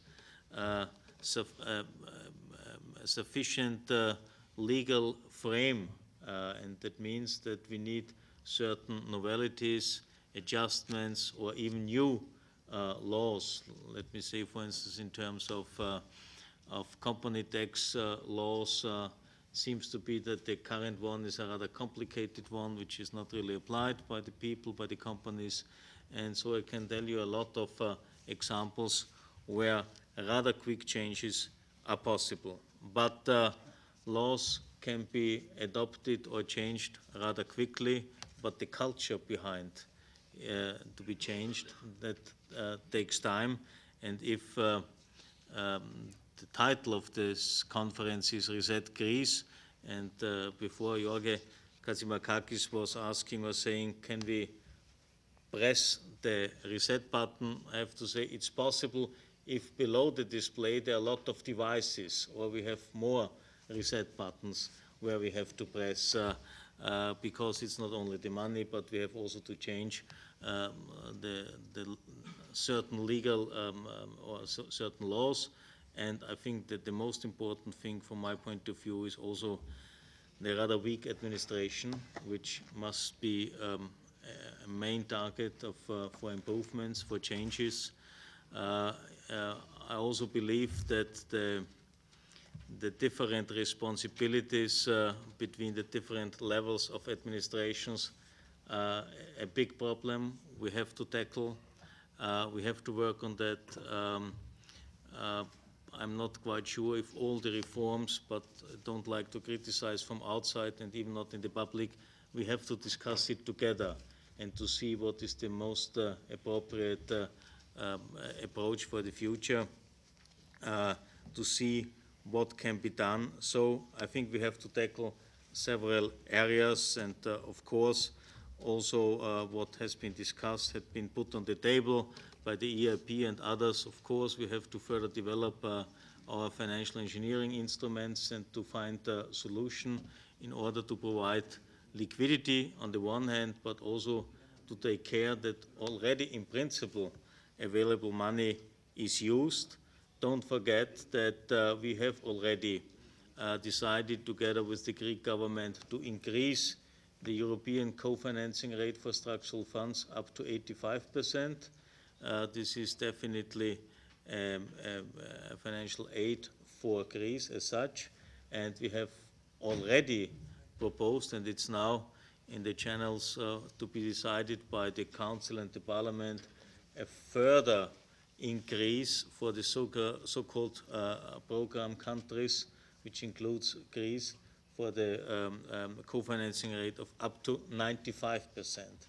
So this is really the maximum, and I would say this would be another very important contribution to the recovery of the Greek government, at least from the baselines. On the other hand, just a year before, there was an overall agreement about all the different measures which has to be taken, and one part of the agreement was that, for instance, the EIB was providing a loan exclusively to match the co-financing demands, and this loan is altogether dedicated with 2 billion euros. So there is still money available, but we have to work together on the overall atmosphere, on the overall climate for investments, in particular of the private sector, of small and medium-sized countries. It was already mentioned, I will be there next week to prepare a rather comprehensive and in-depth going conference. I will chair the week after. It's not a conference, it's a series of individual meetings I will have with all the different Greek regions to really discuss what is the state of play in terms of implementation of the structural funds, but also, and this is very important from my point of view, what are the possible perspectives, economic perspectives, business perspectives of the different Greek regions, because I'm in close contact with some European member states, and contrary to the public mood or public transported mood, there is in some member states, for instance in Germany, a great interest by the business sector to go to Greece, to explore, to see what could be possible, to invest there. But of course, we need certain conditions to be guaranteed and provided. But there is an interest to go there, and the task and what I will do is to discuss with the Greek friends what are their ideas. I think tourism cannot be everything and the only one. So I think each of the regions has and must have its possible USP. We have to work on what we call cluster building and to identify indeed the options for each of the regions. I can tell you, I have visited a lot of regions during the past 1.5 years. And in regions all over Europe where they have or they follow this cluster concept, the economy is performing much better than in regions where they leave everything, let me say, to the market, even though I'm here in a group of liberals. But a certain kind of conceptual approach is not the worst one. So that is exactly what we do during the next 2-3 weeks. It's embedded in the task force of the European Commission. I'm in close contact with Horst Reichenbach, but the task of the task force will be in particular to assist in the further improvement of the administration capacities, etc. There are also experts from outside Greece who would participate in this endeavor, and I'm very trustful if we really work together, if we are committed, that we are able to change things, but for certain areas you cannot expect results within 2 weeks or 1 month or 1 year. Some things take time. It was mentioned by somebody that in Germany it took 10 years. Maybe we should try not to that it doesn't take 10 years, but I think if we are serious, if we are honest, we have to accept that not everything can be changed within a few days, but we have to demonstrate our common will to change, and I can reassure, in particular the Greek friends, we are at your side, but it's also necessary from the Greek side to deliver, simply.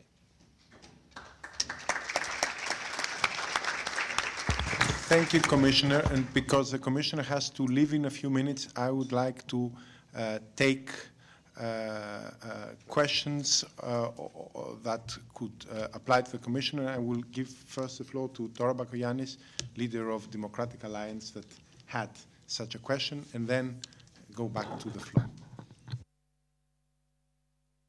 On my part, thank the Commissioner for his ideas. I also believe that it is extremely important to see and have a regional approach.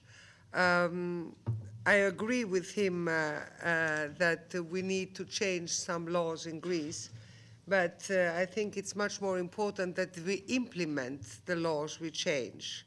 So this, I think, is the most important part. Let me just say, Commissioner, we have a problem that there is no money for the real economy in Greece. We are talking about money of the public sector. Yes, there are programs for the public sector. The problem in Greece today is that we don't have money for the private sector. So the real economy is dying out. And the real economy is the small business, the medium business, and we have two problems. And there probably we will need all the help we can get. The first problem is that the Greek state owes to the private sector 7.1 billion euros. This means that even if you have a good enterprise in Greece, or even if you have a good business in Greece, and you are exporting, and you want to get the TVA, I don't know in English, VAT, back, you don't get it. So practically even a healthy business is facing problems today. So this is one problem which is, in my opinion, extremely serious. And the second thing is we need to give incentives to the private business in all the regions. We need to find ways from the European funds to bring it very quickly to the beneficiaries. And the beneficiaries are the people on the ground. They are not the different bureaucratic administrators. So that's where we probably would need all the help we can get. Thank you. Other questions? Maybe Flo, you would like to have the floor? Yes, thank you very much, Chairman. I want to ask you, Commissioner, in relation to what we've heard today, I would have grave concerns about the ability of Greece to spend its structural funds in a way that does improve growth in the economy. That being the case, are there any mechanisms that can be put in place, for example, a Jessica-type fund, a Jeremy-type fund, one of which could actually be used to hold assets against which structural funds could be used by the private sector in order to build local economies? And I'm concerned that at the national level, we're not getting answers from Greece and from Greek national politicians in the way that we should. But perhaps at the local and regional level, those answers might be forthcoming if we could use the current regulations to implement something that would enable the public sector there to contract with the private sector to deliver the services that the people on the ground and the beneficiaries need. Thank you. Other? Yes, please. I'm a regional councillor from Crete, and I have a question for Mr. Hahn. First of all, how strongly at economic and political level are we going to have a support? What good practice examples in Europe can we draw on, and what sectors can we concentrate on in order to implement these regional policies in Greece? I have a comment. We've heard a lot about the private sector and the need to strengthen it, but let's tell the truth. A lot of money, how much money is owed by the Greek state to the private sector. But what about the fact that many of them don't pay any taxes, 40%? The only problem is that those that owe money are different from those that are owed. I don't see any other question. Maybe Nikki Tzavela. Thank you, Thodori. The third and last, because the Commission has. Yes, and I do thank the Commissioner. During the unification of the two Germanys, I was in charge of the Greek manpower services, and I was collaborating with the German Minister of Labor. So I asked him what challenges was he facing in the labor market, and he said it's the mentality of the labor force of Eastern Europe. Of course, you are not a German, and Greece is not Eastern Europe, but we have a problem with the trade unions in mentality. Do you have any knowledge of how Germany handled the mentality of the labor force during the unification? If you have any hint. Thank you. The Commissioner, please. By the way, the reason why I have to leave is to prepare a meeting for tomorrow between my service and friends from the EIB to discuss liquidity for Greece. So this is another construction site I have to go. Again, there is 1.2 million for the moment in revolving funds in Greece already. Jessica constructions. So it's dedicated exclusively to SMEs, but it's not addressed by them.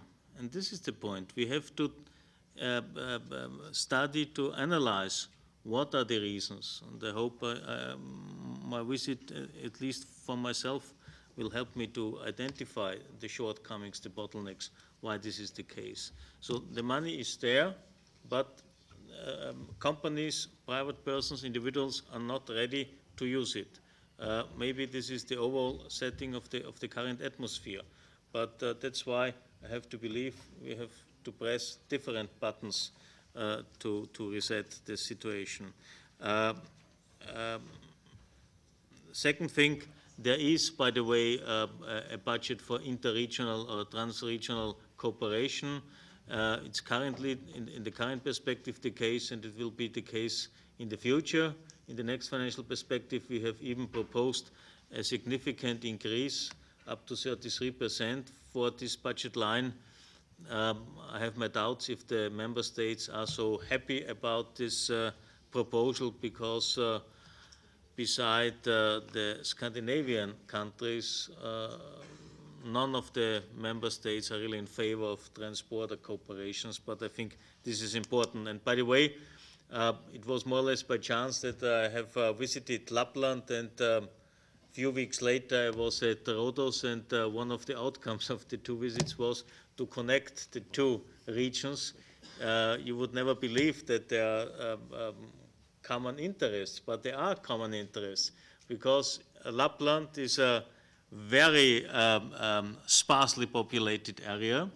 It's even the Finnish part is more than 100,000 square kilometers, and there are only 180,000 people. 60,000 of them are living in the capital, Rovaniemi. So people are spread over the area, and it's more or less similar to the situation of the Greek islands, remote areas. So the problem is the same: health treatment, how to solve it by using e-solutions. Education, how you solve it by using e-learning. Access to administrations and so on, how to solve it by e-government solutions. And this is exactly where the two regions can work together, and I think they have already started to cooperate, and I hope this could be one of the showcases of, in that case, a good European solidarity. And this is exactly what I'm looking for, that regions, municipalities of other parts of Europe support, help, create partnerships with Greek regions, Greek municipalities, and not only for politician-tourist activities, but of real working together and sharing experience, offering training, having exchange of civil servants, not only for 2 days, but for a couple of weeks and so on, to learn from each other and to understand better the situation. And I think this is exactly the way, this is exactly what Europe can and has also to offer, and then together we are so strong that nobody can defeat us. Thank you, Commissioner. And now I pass the floor to Wolf Klintz, my dear colleague, who had also first-hand experience on the reunification process, and I think he will start from that. Thank you very much, Theodoros. First of all, ladies and gentlemen, the fact alone that so many of you are here shows a tremendous interest in the Greek situation, and I think it's not just a Greek problem. I think it may be a Greek problem, but it is certainly a test case for Europe. It may be the first really serious and difficult test case for Europe that will be watched very closely, not only by the markets, but also, I think, by many nations outside Europe. And therefore, it's a challenge not just for Greece, but for all of us. Now, having said this, I think it's also, first and above all, a national task for Greece. And I've been a little bit disappointed that the political parties in Greece could not accept this as the national challenge in these days, overcome their political frictions and differences and say, now we have to join forces and attack this problem together. And once we are out of the difficulties, then we can go back to fighting each other on different political grounds. When I was in Athens this spring, and I was there twice and visited, also spent half a day in the National Parliament discussing with the MPs, I had to, unfortunately, accept the fact that this willingness does not exist as yet. I hope it will eventually come. I refer to the example that we've had in the 90s in Finland and Sweden, when these countries were in very serious difficulties as well, and they accepted this as a national challenge, put aside the political differences, acted together, and once the job was done, then again, tried to sort of compete healthily on the difficult political programs. Now, what I also realized when I was in Greece is, and when I had meetings with the Association of Small and Medium-Sized Companies, was that there's many of these small and medium-sized company investors or owners were very much in despair. They said, we see our sector dying on a daily basis, shrinking and getting out of business on a daily basis. And they even voluntarily, without me pushing them, admitted that they would try to avoid paying tax so that they had some monies, some funds left to finance the business they were in. So this is a very dramatic situation. And so in my opinion, the first question is, what needs to be done to make sure that Greece becomes an attractive investment site again? Because without, this has become quite clear through the discussions that we have had so far, without investment and without the possibility to develop growth again, the country will not be able to overcome the difficulties. We shouldn't forget the total debt, accumulated debt as percentage of GDP will most likely be 158% at the end of this year. And it will be more than 170% at the end of next year. Now, if you take those numbers, you know that saving alone, austerity measures won't do the trick. You have to get investment. You have to get investment, not just through the European Union or through the funds, etc., We've heard from Dominic Rose that capital may be important, but it's not the key. The key is to turn Greece around and make it a site where potential investors are willing to go and to invest. And what does this mean? This means, of course, first and above all, that a few deficiencies that still exist in Greece be eliminated, and be eliminated quickly as possible. And that means you have to have a reliable administration that is really objective, that does not serve clientele, etc., that considers itself to be the trustee of the money of taxpayers, and does not spend money here and there just as interests, political or personal interests dictate. You have to have a functioning, effective tax collection system. Let me tell you here again a story that I learned just a few months ago when I talked to a German investor in Greece that had a subsidiary of his company in Greece. He had a tax audit. That is a few months ago, not 5 years ago. A few months ago, a tax audit in Greece, and the tax tax auditor showed up and said to the German fellow, why don't we go, because there were a few assistants around, said, why don't we go to the next room and have a coffee and have a personal discussion? And then he said, if you hand me 20,000 euro, the tax audit will be over. I mean, imagine, at the beginning of 2011, this happening. This, of course, is not the basis for attracting international investors. It's absurd. So you have to change it. You will never eliminate it 100%. That's not the point. But make sure, show the world that you are really actively fighting these deficiencies and that you are making progress gradually. And if you eliminate 50% of it, it will be already a good achievement. Whether Transparency International is using the right approach to adjust or to evaluate corruption, I don't know. But the fact is that, you know, it's still there. And whether it's smaller or bigger, it has to be in focus of the actions. And also you have to make sure that the underground or shadow economy that is enormous be redimensioned to some extent. Let's take another thing. If you want to invest, you want to be sure that the buildings you own, you buy, or the land you buy, that you really own it. So you have to have a sufficient reliable tester.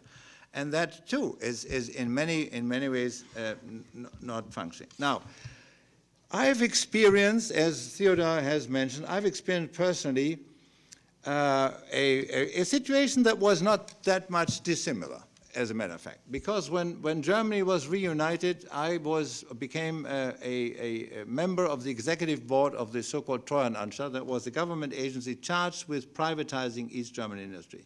East German industry, including basically everything, theaters, cinemas, etc., represented about 4.4 million employees and 8,500 large and mid-sized companies and a few other thousand real small ones, retail shops, etc. Now, and what was also similar is East Germany, due to reunification, found itself overnight being a member of the hard currency bloc of the Deutschmark and of the European Union. So no protection by customs, no protection by a small currency that could be devalued, etc. No way. They were there. And they had to face international competition with a productivity level that was 1/3 of West Germany, and labors that was, you know, inflated by far, because where in West Germany or in the European Union, one worker would do the job, they had three to do the job or even more. So it was a very critical situation. The Treuhandanstalt was set up as a government agency, as I said, with an executive board and with a supervisory board. The supervisory board included basically politicians from the Ministry of Finance, Economics, from the Länder, and also from the unions. There were all the unions, 5 or 6 union representatives. And the executive board consisted of former businessmen like myself, but also of businessmen that were sort of very close to politics, I have to admit. I was the only one, since I came directly out of business, and I was not a party member at the time, not even of the Liberal Party. I was the only one that was not a party member. All the others were party members, but they were representing all the parties of Germany, not just the governing parties, you know, all the parties. And what was important was to see that the unions also considered this to be a national task to do it, and they offered their hand to cooperate, which they did in a remarkable fashion. Because you shouldn't forget, we started with 4.2 million, and when we finished after 4 years, we had secured only 2.2 in jobs. So 2.2 had at least temporarily lost their job. This was very difficult for everybody concerned, but that's what it was. Now, what was our yardstick to sort of select the investors? First of all, we said international German doesn't make any difference. The more international, the better it is. We wanted to really make sure that East Germany got into the focus of the world outside Germany. We said price is important, but it's not the sole criteria. What was important more so is, do the investors bring investment? Do they commit to really invest in the company that they buy? Do they guarantee a certain level of employment? Not the current employment, of course. That was impossible. But at least a minimum level of employment. And are they willing to transfer know-how from their various corporate centers or excellence centers into these companies? That was important. So if I transpose this experience now to the Greek privatization efforts, I should say you should probably have a setup that is in many ways similar. You should have an experienced Greek entrepreneur as chief executive officer. And he could also come from America or from China or from Singapore, where he's spent the last 10 years. You know, you have many very talented Greeks outside Greece. You know, I'll come to that in a second. So it should be a Greek entrepreneur because it's a national Greek challenge. So it should be a Greek. You should then not just, I have no time. Okay, I'll come to that. You should not only think of selling these things, you should also think about turning these companies into local private companies owned by employees, you know, management buyouts. You could take the management and make the management become the owners, etc. I think this is a point. Now, since time is running out, let me tell you, we thought that we would do the job in a few years, basically, but that it would take one generation so that East Germany would be at the same level as West Germany. Now we know after 20 years it will take 2 generations. So it is time-consuming. It is. East Germany has made a lot of progress, but it's not there yet. So it will take another 20 years until we really have fully united East and West. And therefore also, I think Greece should face the fact that it will be a minimum of 10 years. It could easily be 15 until you really join the rest of the European Union. Let me finish at this point, and maybe then there are some questions I can answer. Thank you. Thank you, and I pass the floor to Jean Bastien, who has a lot of Greek experience, in fact. Thank you very much, Chairperson. Thank you very much, Guy and Jorgo, for Stobapoli in Proslysi. I am a German indeed, living and working since 13 years in Greece. I have worked for Greek companies. I welcome very much this meeting and this opportunity. It's timely, it's also essential, and all the speakers have so far emphasized that. It does not bear further repetition. I think we are right now witnessing a real-time experiment in Greece on an unprecedented scale. And the magnitude of the task has been described by many people before me. I would like to emphasize that in light of what has been undertaken in the past 1.5 years, the government and also the society, many members of society in Greece, in my view, deserve more respect and credit for what they have done, domestically as much as internationally. And I say that also from the perspective of a German living in Greece and experiencing firsthand on a daily basis how, as the Germans sometimes now call the Greeks, the pleite Griechen, how that kind of a word sinks in and sticks. That's a lack of respect with which we should not continue. The heart of the matter today is, the word has been mentioned several times, implementation, implementation, and again, implementation. Deliver on that front. It's not anymore about capital or about legislation. It is about what we have done. Deliver, implement, execute. We also have emphasized it is very much about communication discipline. It's about message coherence inside Greece, but as much also, ladies and gentlemen, outside of Greece. And I just may remind you, in the past days, and we have many other previous examples, the whole cacophony that we have with regard to collateral requirements is a further example of lacking message discipline. And we were reminded yesterday by Guy Van Rompuy about message coherence. But it is also, and there's another Greek word that matters in my view, and that is katharsis. Many people in Greece ask today for katharsis. Katharsis is, from the point of view of citizens, important as accountability, of holding those to account who are responsible for the crisis' origins and its consequences. This is not about vendettas, but it is about identifying who did it and what are the consequences you have to pay for that. And I think this is important for many Greeks in order to buy into the reform process and to tolerate the difficult measures they have to digest.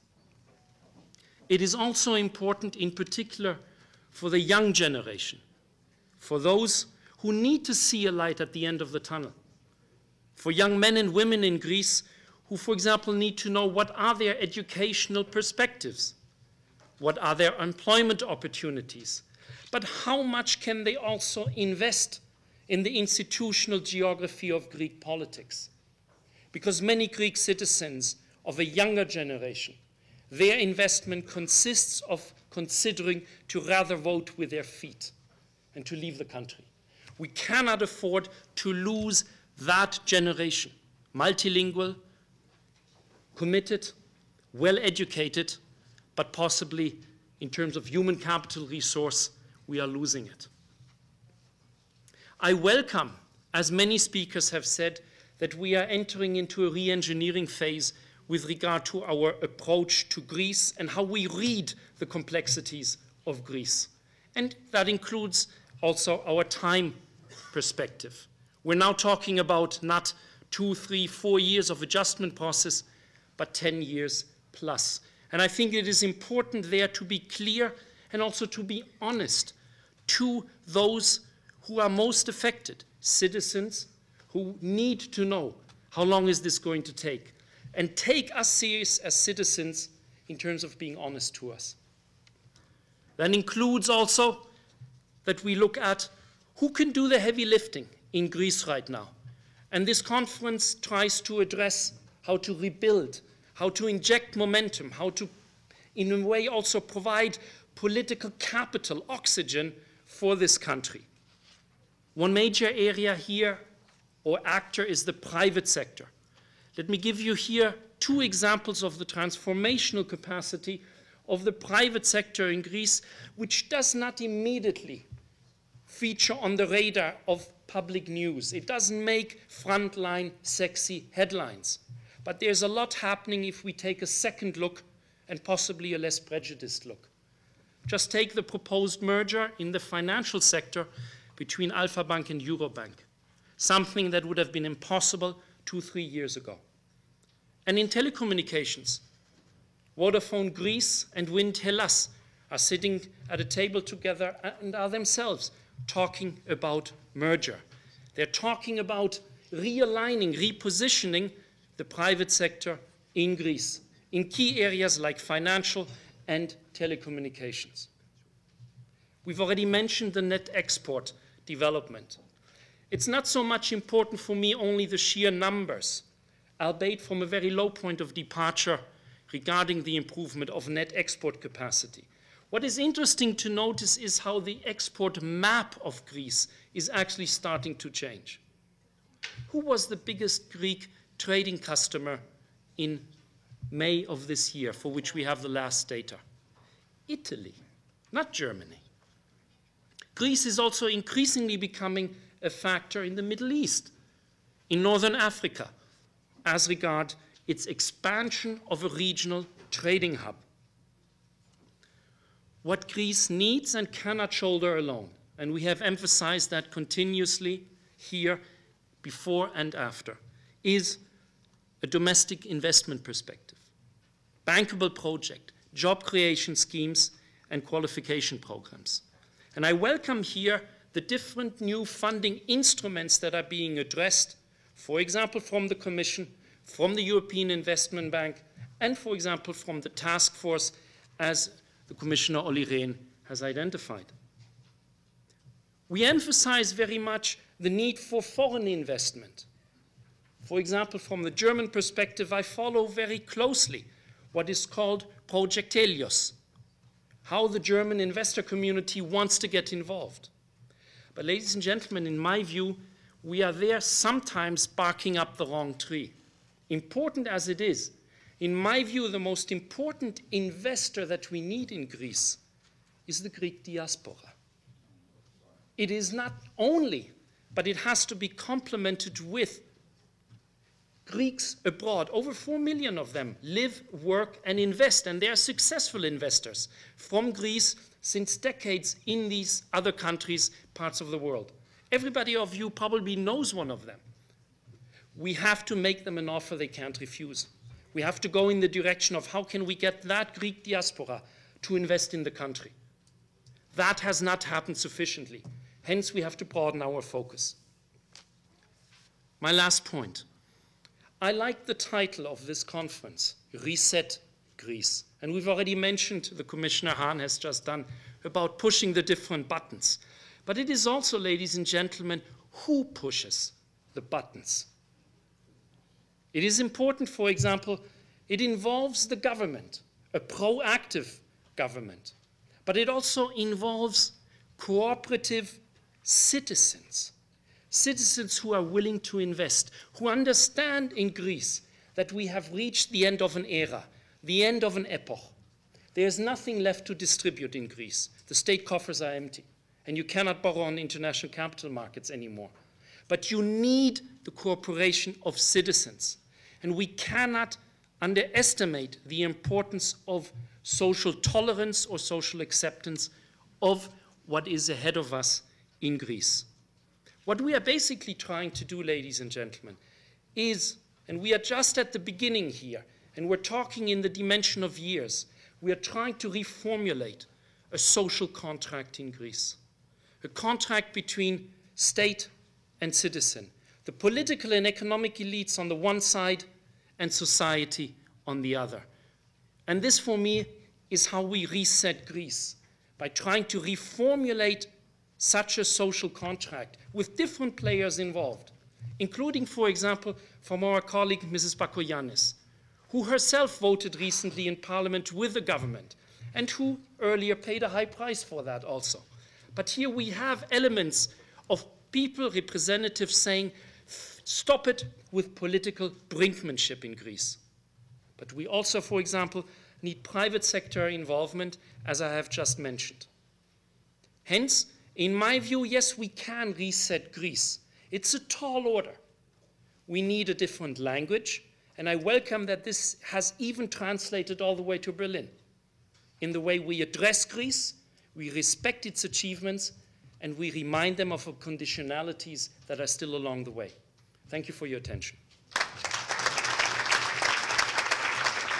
Well, thank you. And since you talked about mergers, I would like to merge the last panel with this one and call Guy Verhofstadt to come here and then give the floor to Andres Sapir, who looked at me very, very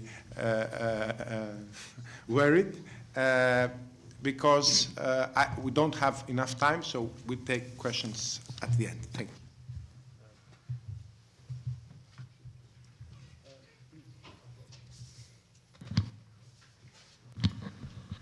Thank you for the invitation to be here.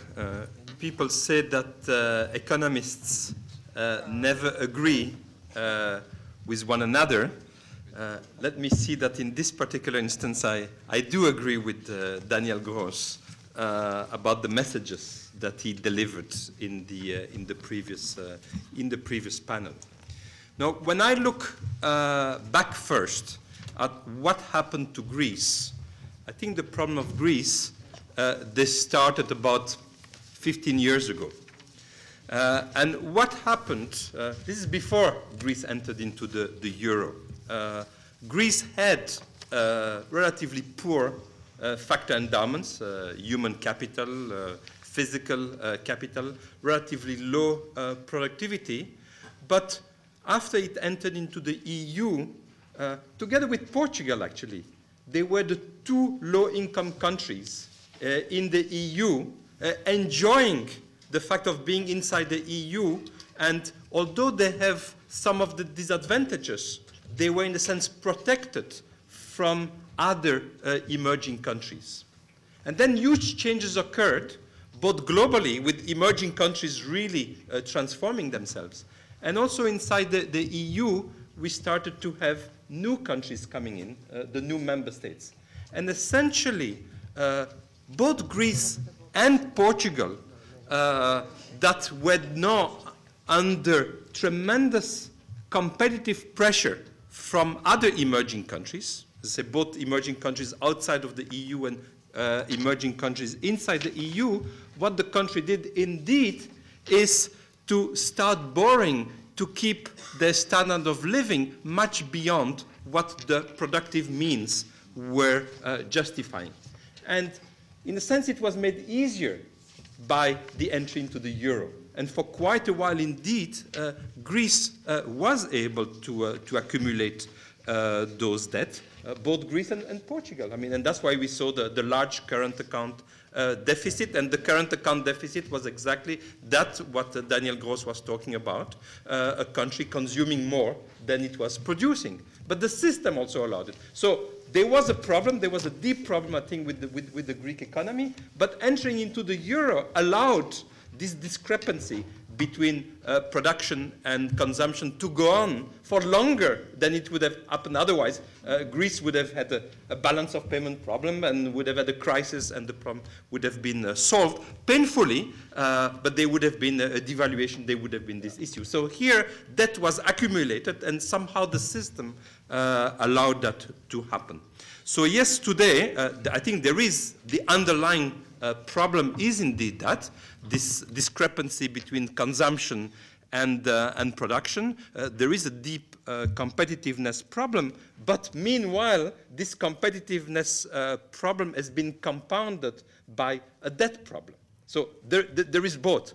And the debt problem is, in a sense, what has been taken the front page, because once you get into a debt problem and investors are losing confidence in the country, then you come to the situation unraveling very, very quickly.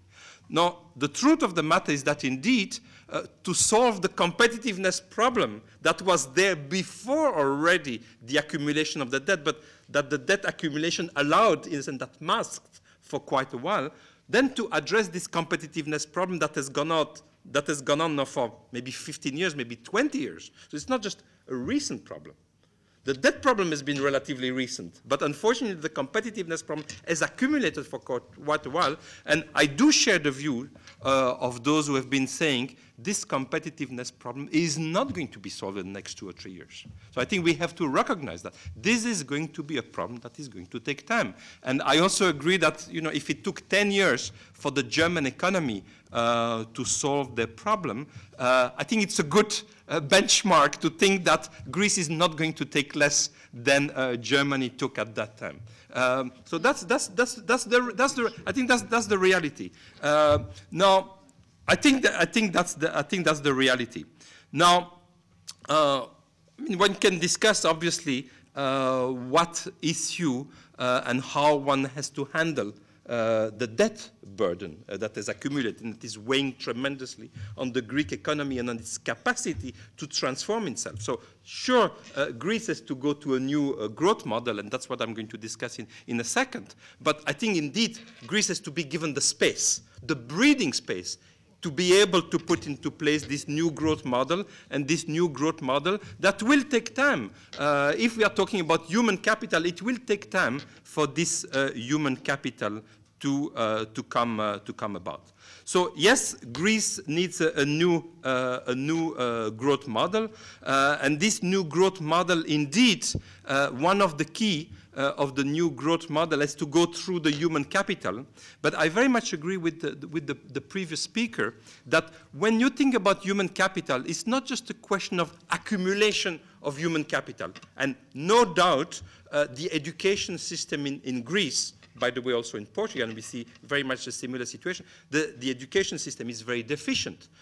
You know, when you look at any statistical relationship between countries' level of GDP per capita and their education level, you see that two European countries are outliers. Greece and Portugal are outliers. They have a GDP per capita level that does not correspond with its educational situation. So you could see that it was an unsustainable situation. So Greece has to transform itself in the human capital, but the human capital is not just a question of forming more people. It's also the question, indeed, of creating the environment in Greece, and that's a question of meritocracy. Meritocracy is what people with high human capital cherish the most. People who have acquired high human capital, they've made tremendous effort to acquire this high human capital. And they value merit because they themselves are people who have acquired this through merit, not through some connection. So you don't acquire high human capital. You don't acquire a PhD by a connection. You acquire this kind of education by hard work and by effort. And so if the country does not recognize that, and if a system does not reward merit, then not only people don't want to form themselves, but those who form themselves indeed become the diaspora. So this is a change of culture. It's not just enough to say we need to invest more in education. You need at the same time to transform the culture. And the culture here is really called meritocracy. Meritocracy is very, very important. And if one doesn't do that, then you cannot attract and you cannot even keep your own human capital. Let me give you an example. India. India is a country that has also a huge diaspora with huge amount of human capital. But it's a country that has been able, during the last 20 years, to regain some of this human capital.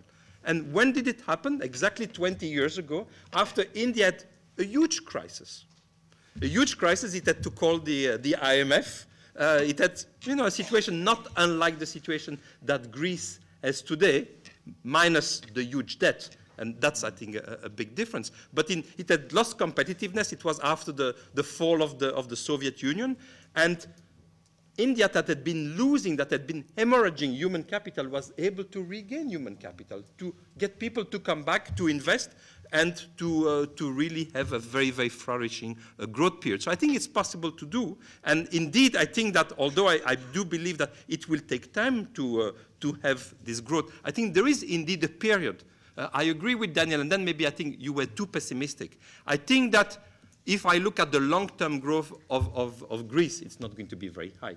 But I think there is a period where indeed there can be a transition period, that if Greece does things right, it will take a bit of time, but it can have a good growth period. And then it will come to some steady state, and then obviously the demography and other elements will not allow it. But I think there is sort of a catching up period that can come with a transformation. Let me stop here. Okay. Thank you. And I now pass the floor to Dora Bakoyannis and the President. Well, ladies and gentlemen, good afternoon. I had prepared a very nice speech, but you won't have to listen to it. I'll try to sum up a little bit of what was heard in the two panels and speak, Mr. Gross, unfortunately, as a national politician of Greece. It's the worst case scenario you can have. But I am a national politician in Greece, and I know very well what Greece faces today. Now, let me start by saying that I also loved the Reset Greece slogan. And it was very important because the first thing is that we can decide that we can reset Greece. And we can reset Greece because I, probably as a national politician, but as somebody who knows the Greek people very well, believe in the Greek people and trust them. I had a friend in Harvard who came up and asked me once, he said, Dora, I don't understand you Greeks. When you are in Greece, you are a problem. You are completely indebted, nothing works, you have a country where nothing functions. When you are outside Greece, you are rich, you are the biggest entrepreneurs, you have the first marine in the world, fleet, and whatever has to do with foreign institutions, governments or whatever, the Greeks can function. They pay their taxes in the United States, they pay their taxes in Germany, they pay the taxes everywhere except in Greece. It's the contrary with the Japanese. The Japanese are wonderful inside Japan, but whenever they are outside Japan, they probably become gardeners. I'm sorry, that was what he said. I hope I'm not offending any Japanese colleague here. So the thing is, can we reset Greece? The truth is that Greece has three problems. The main problem is a political problem. And it's a political problem because 30 years, it was heard many times, I'm just repeating it, we spent more than what we produced. Why did we spend more than what we produced? Because it was politically possible, and because the political system was, of course, very happy to keep the people happy in spending more money than it had. And of course, there was no pressure, because we had this possibility. So since 1981, we are spending, except 2 years in the last 30 years, between 90 and 91, when we had two budgets who were not deficit budget. Primary deficit. Primary deficit budgets. Except these 2 years, all the rest of the budgets were deficit budgets. The second problem we have is the problem with Mrs. Zavella mentioned, the mentality. Because nothing comes from nothing. Having this kind of political attitude, we taught the people that this was a nice way to proceed. So this Greek state had the problem of overspending and a very, very big problem of clientelism, because this was the way the Greek political system worked. And on the other problem, the third problem, of course, of the same system, which was corruption, and which still is corruption. So these are the political aspect of it, and the people, their relations to the Greek people. So now Mr. Kins asked, how is it possible that you Greeks do not understand what the Finns understood and what the Swedes understood when they had a crisis? Why can't you not unite and face the crisis? Well, dear friends, this was the first thing the Democratic Alliance put through. And this was, I'm talking about it for more than 8 months. And of course, I mean, we are a new party, but we don't even have any experience from elections. We will see what the elections will give us. I believe that a lot of Greeks like what we are saying, but that does not mean that we are enough. We need more political forces in Greece to agree that it is possible politically to work together, at least, not in a government, but at least with the political statements in saying to the Greeks the truth. And this is one of the main problems. What was said today around these two tables was not said in Greece. It is very difficult for a politician to come up and say what you said, which is more or less, I disagree with some of what I heard from Mr. Gross or somebody else, but that does not mean that the Greeks do not need to hear the truth of what's really going on and how we can face it. So it is, in my opinion, extremely dangerous for political forces in Greece to promise that there are some kind of magical solutions which can take the Greeks out of the crisis in 2 years. It is dangerous because we need their part in this effort. We need them to be part of this effort. Now, my third remark is about Europe. Nobody talked about that. So I'm, I think, allowed to say that. Well, the European Union has also its responsibilities about the situation in Greece. Now, first of all, I was a minister 3.5 years. Nobody ever told me that he feels that there is a problem in Greece.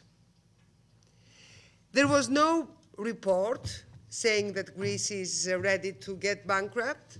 There was no big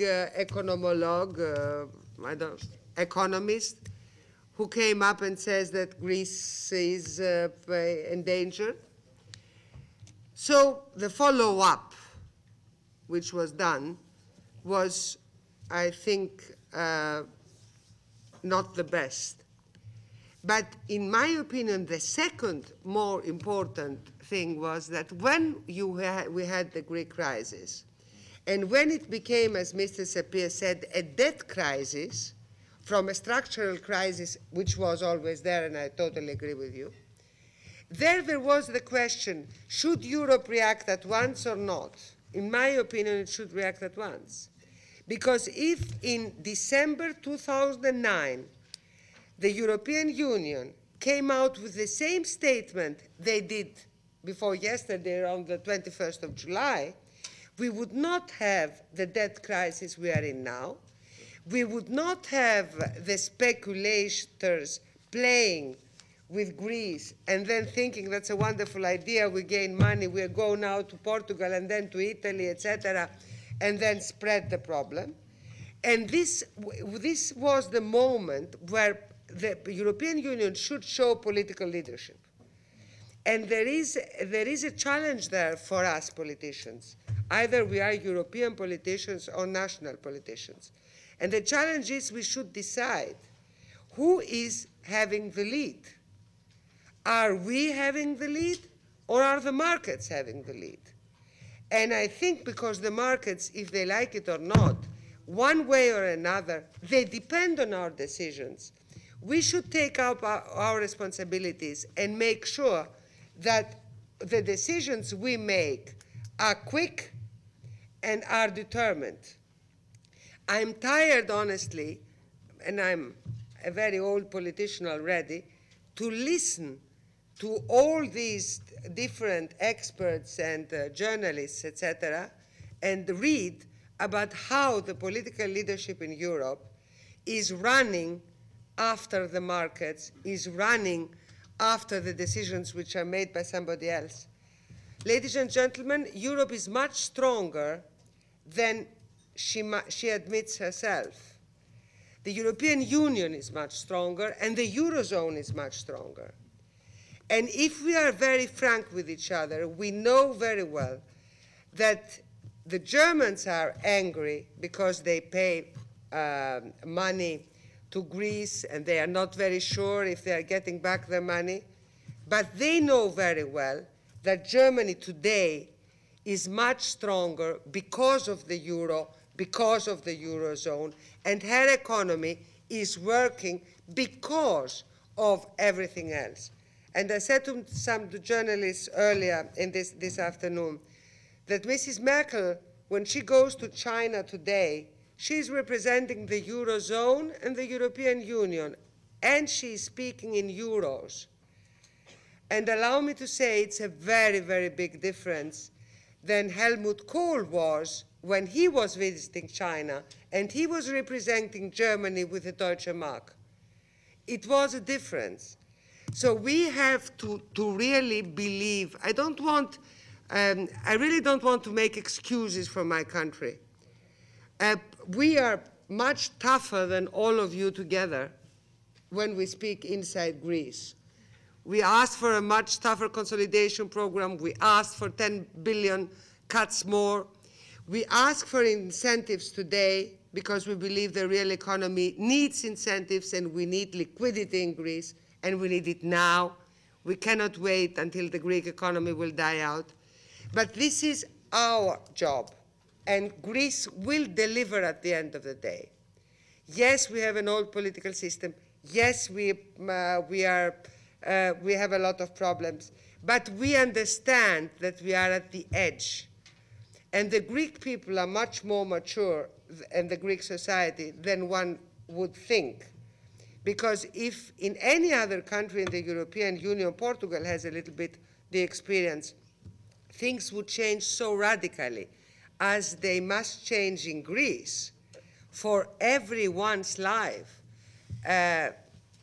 Politicians know that's a tough thing with these societies. But we will deliver, we Greeks. But the thing is that we can do it much better, much quicker, and much more successfully if also the European Union gets out of the logic only of the austerity and really, but really understands that what's needed today is growth. And when Greece has growth, again, and I would like to invite Mr. Gross in 6 years to Greece, in case the program works. We might be a little bit quicker than Germany was. But anyway, I agree, we need the 10 years. But when Greece has back growth, then we can also, everybody who lends the money knows that he will get their money back, and Greece will be able to be a real important part of this European zone. So I wanted just to finish assuring you that we understand today, even if the political system does not like to admit it, that we have to radically change, starting the change from ourselves. I mean the politicians. Starting the change from the political system. That's why I believe that something which was unknown in Greece for years will be the case after the next elections, whenever it will be. Greece, for the first time, needs a coalition government of the pro-European rational political forces, because the next political fight will be between the realists, the pro-European fighters, and those who would like to stick to the past. Thank you very much.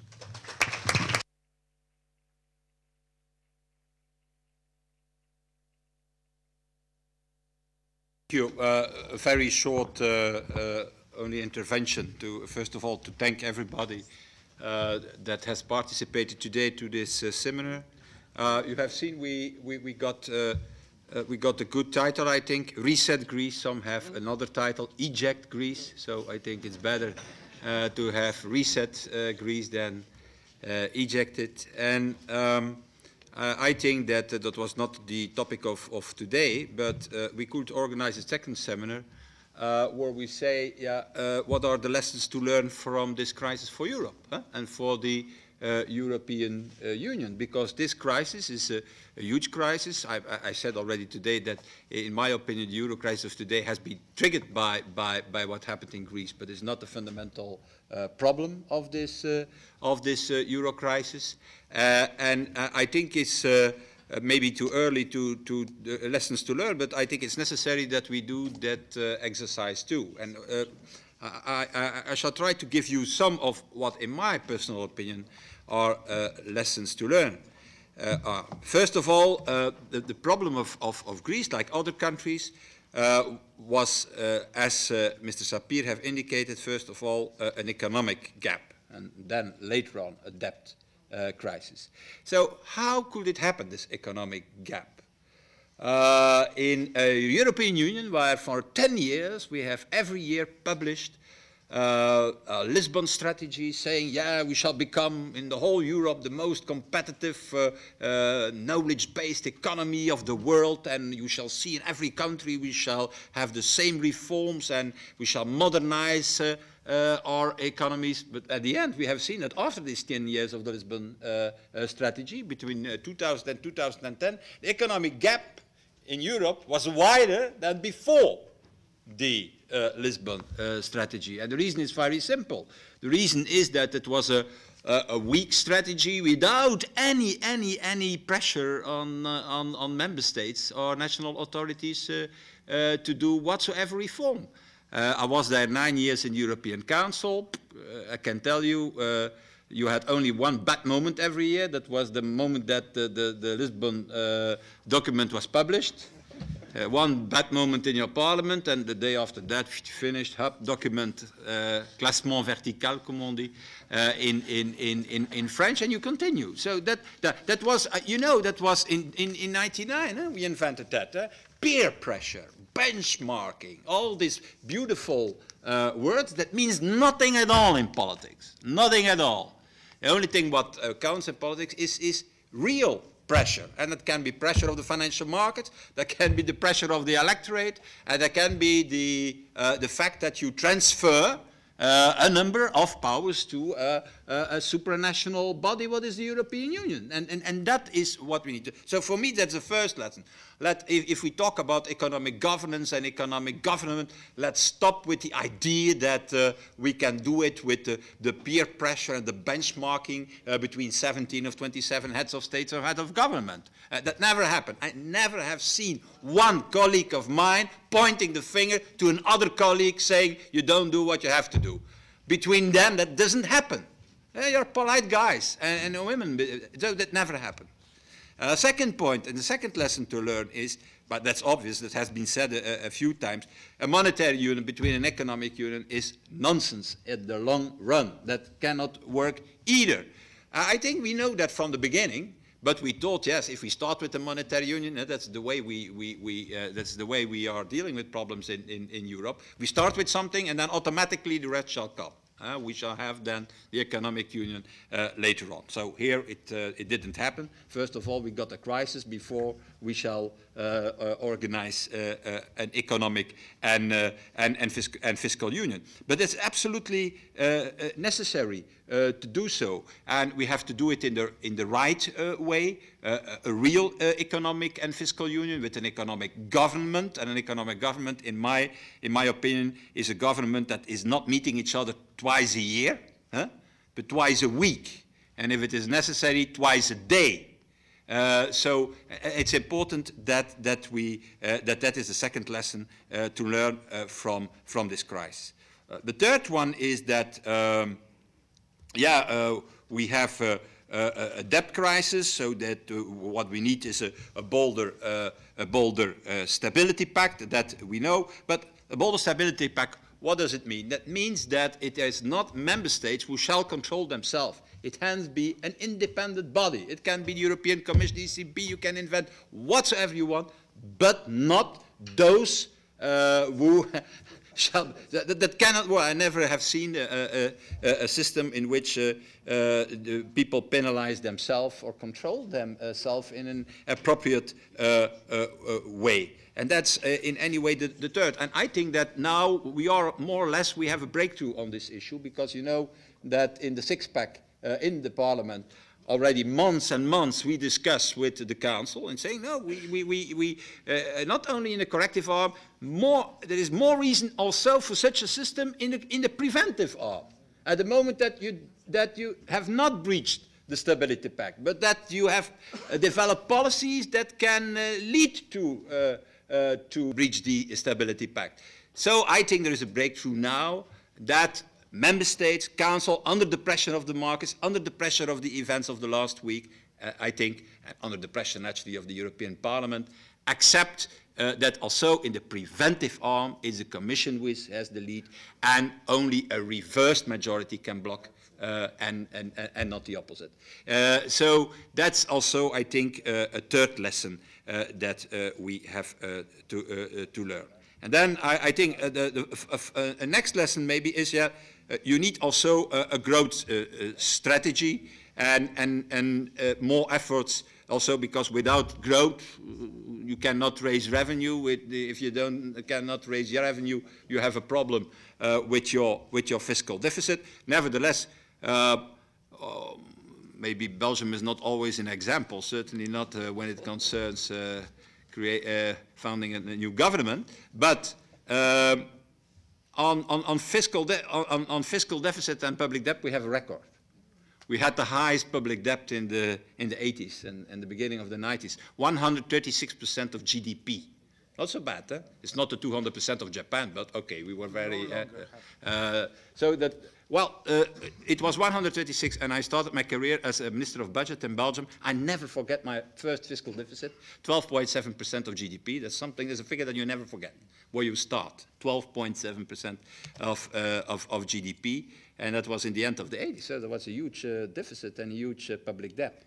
And so we lowered it to a balanced budget with a surplus, year after year, and then with 80% of GDP public debt, just before the financial crisis emerged.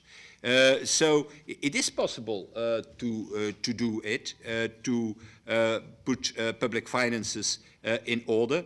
And it's absolutely necessary for growth on the midterm, in the long term.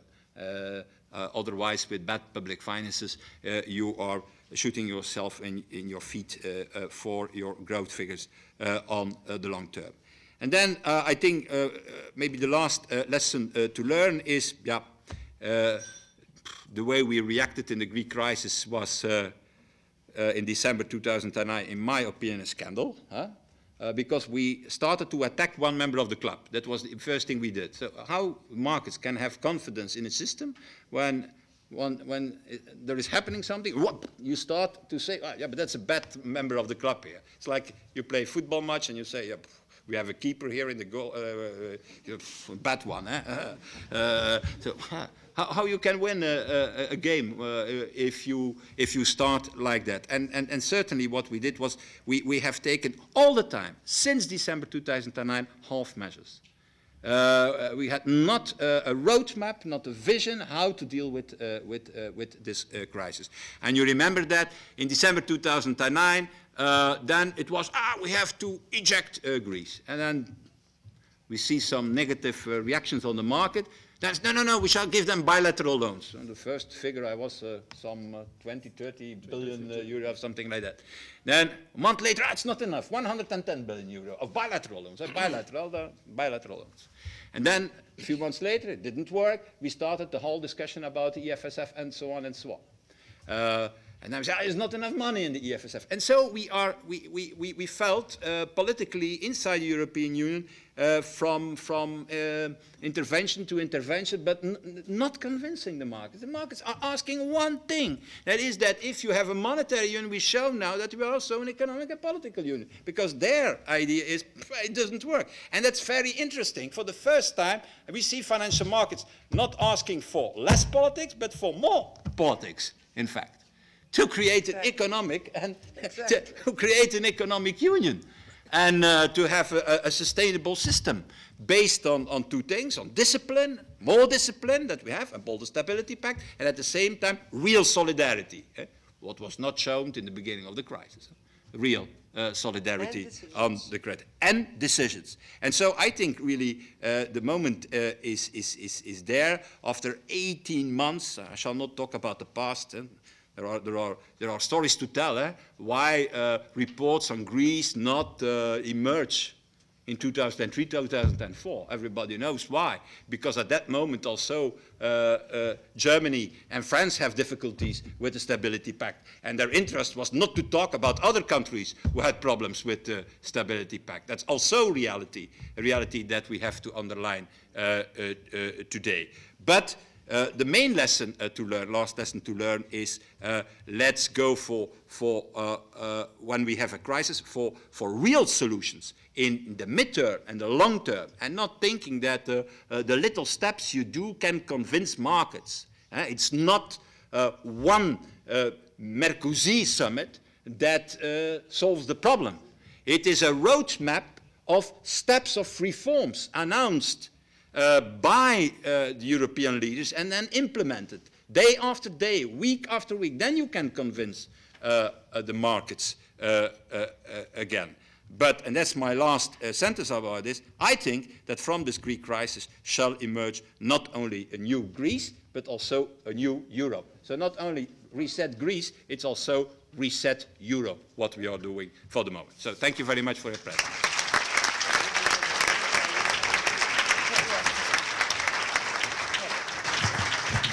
And the last lesson to learn is let's have some Cretan raki outside. It's good for your health.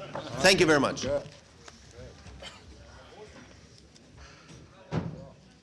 So,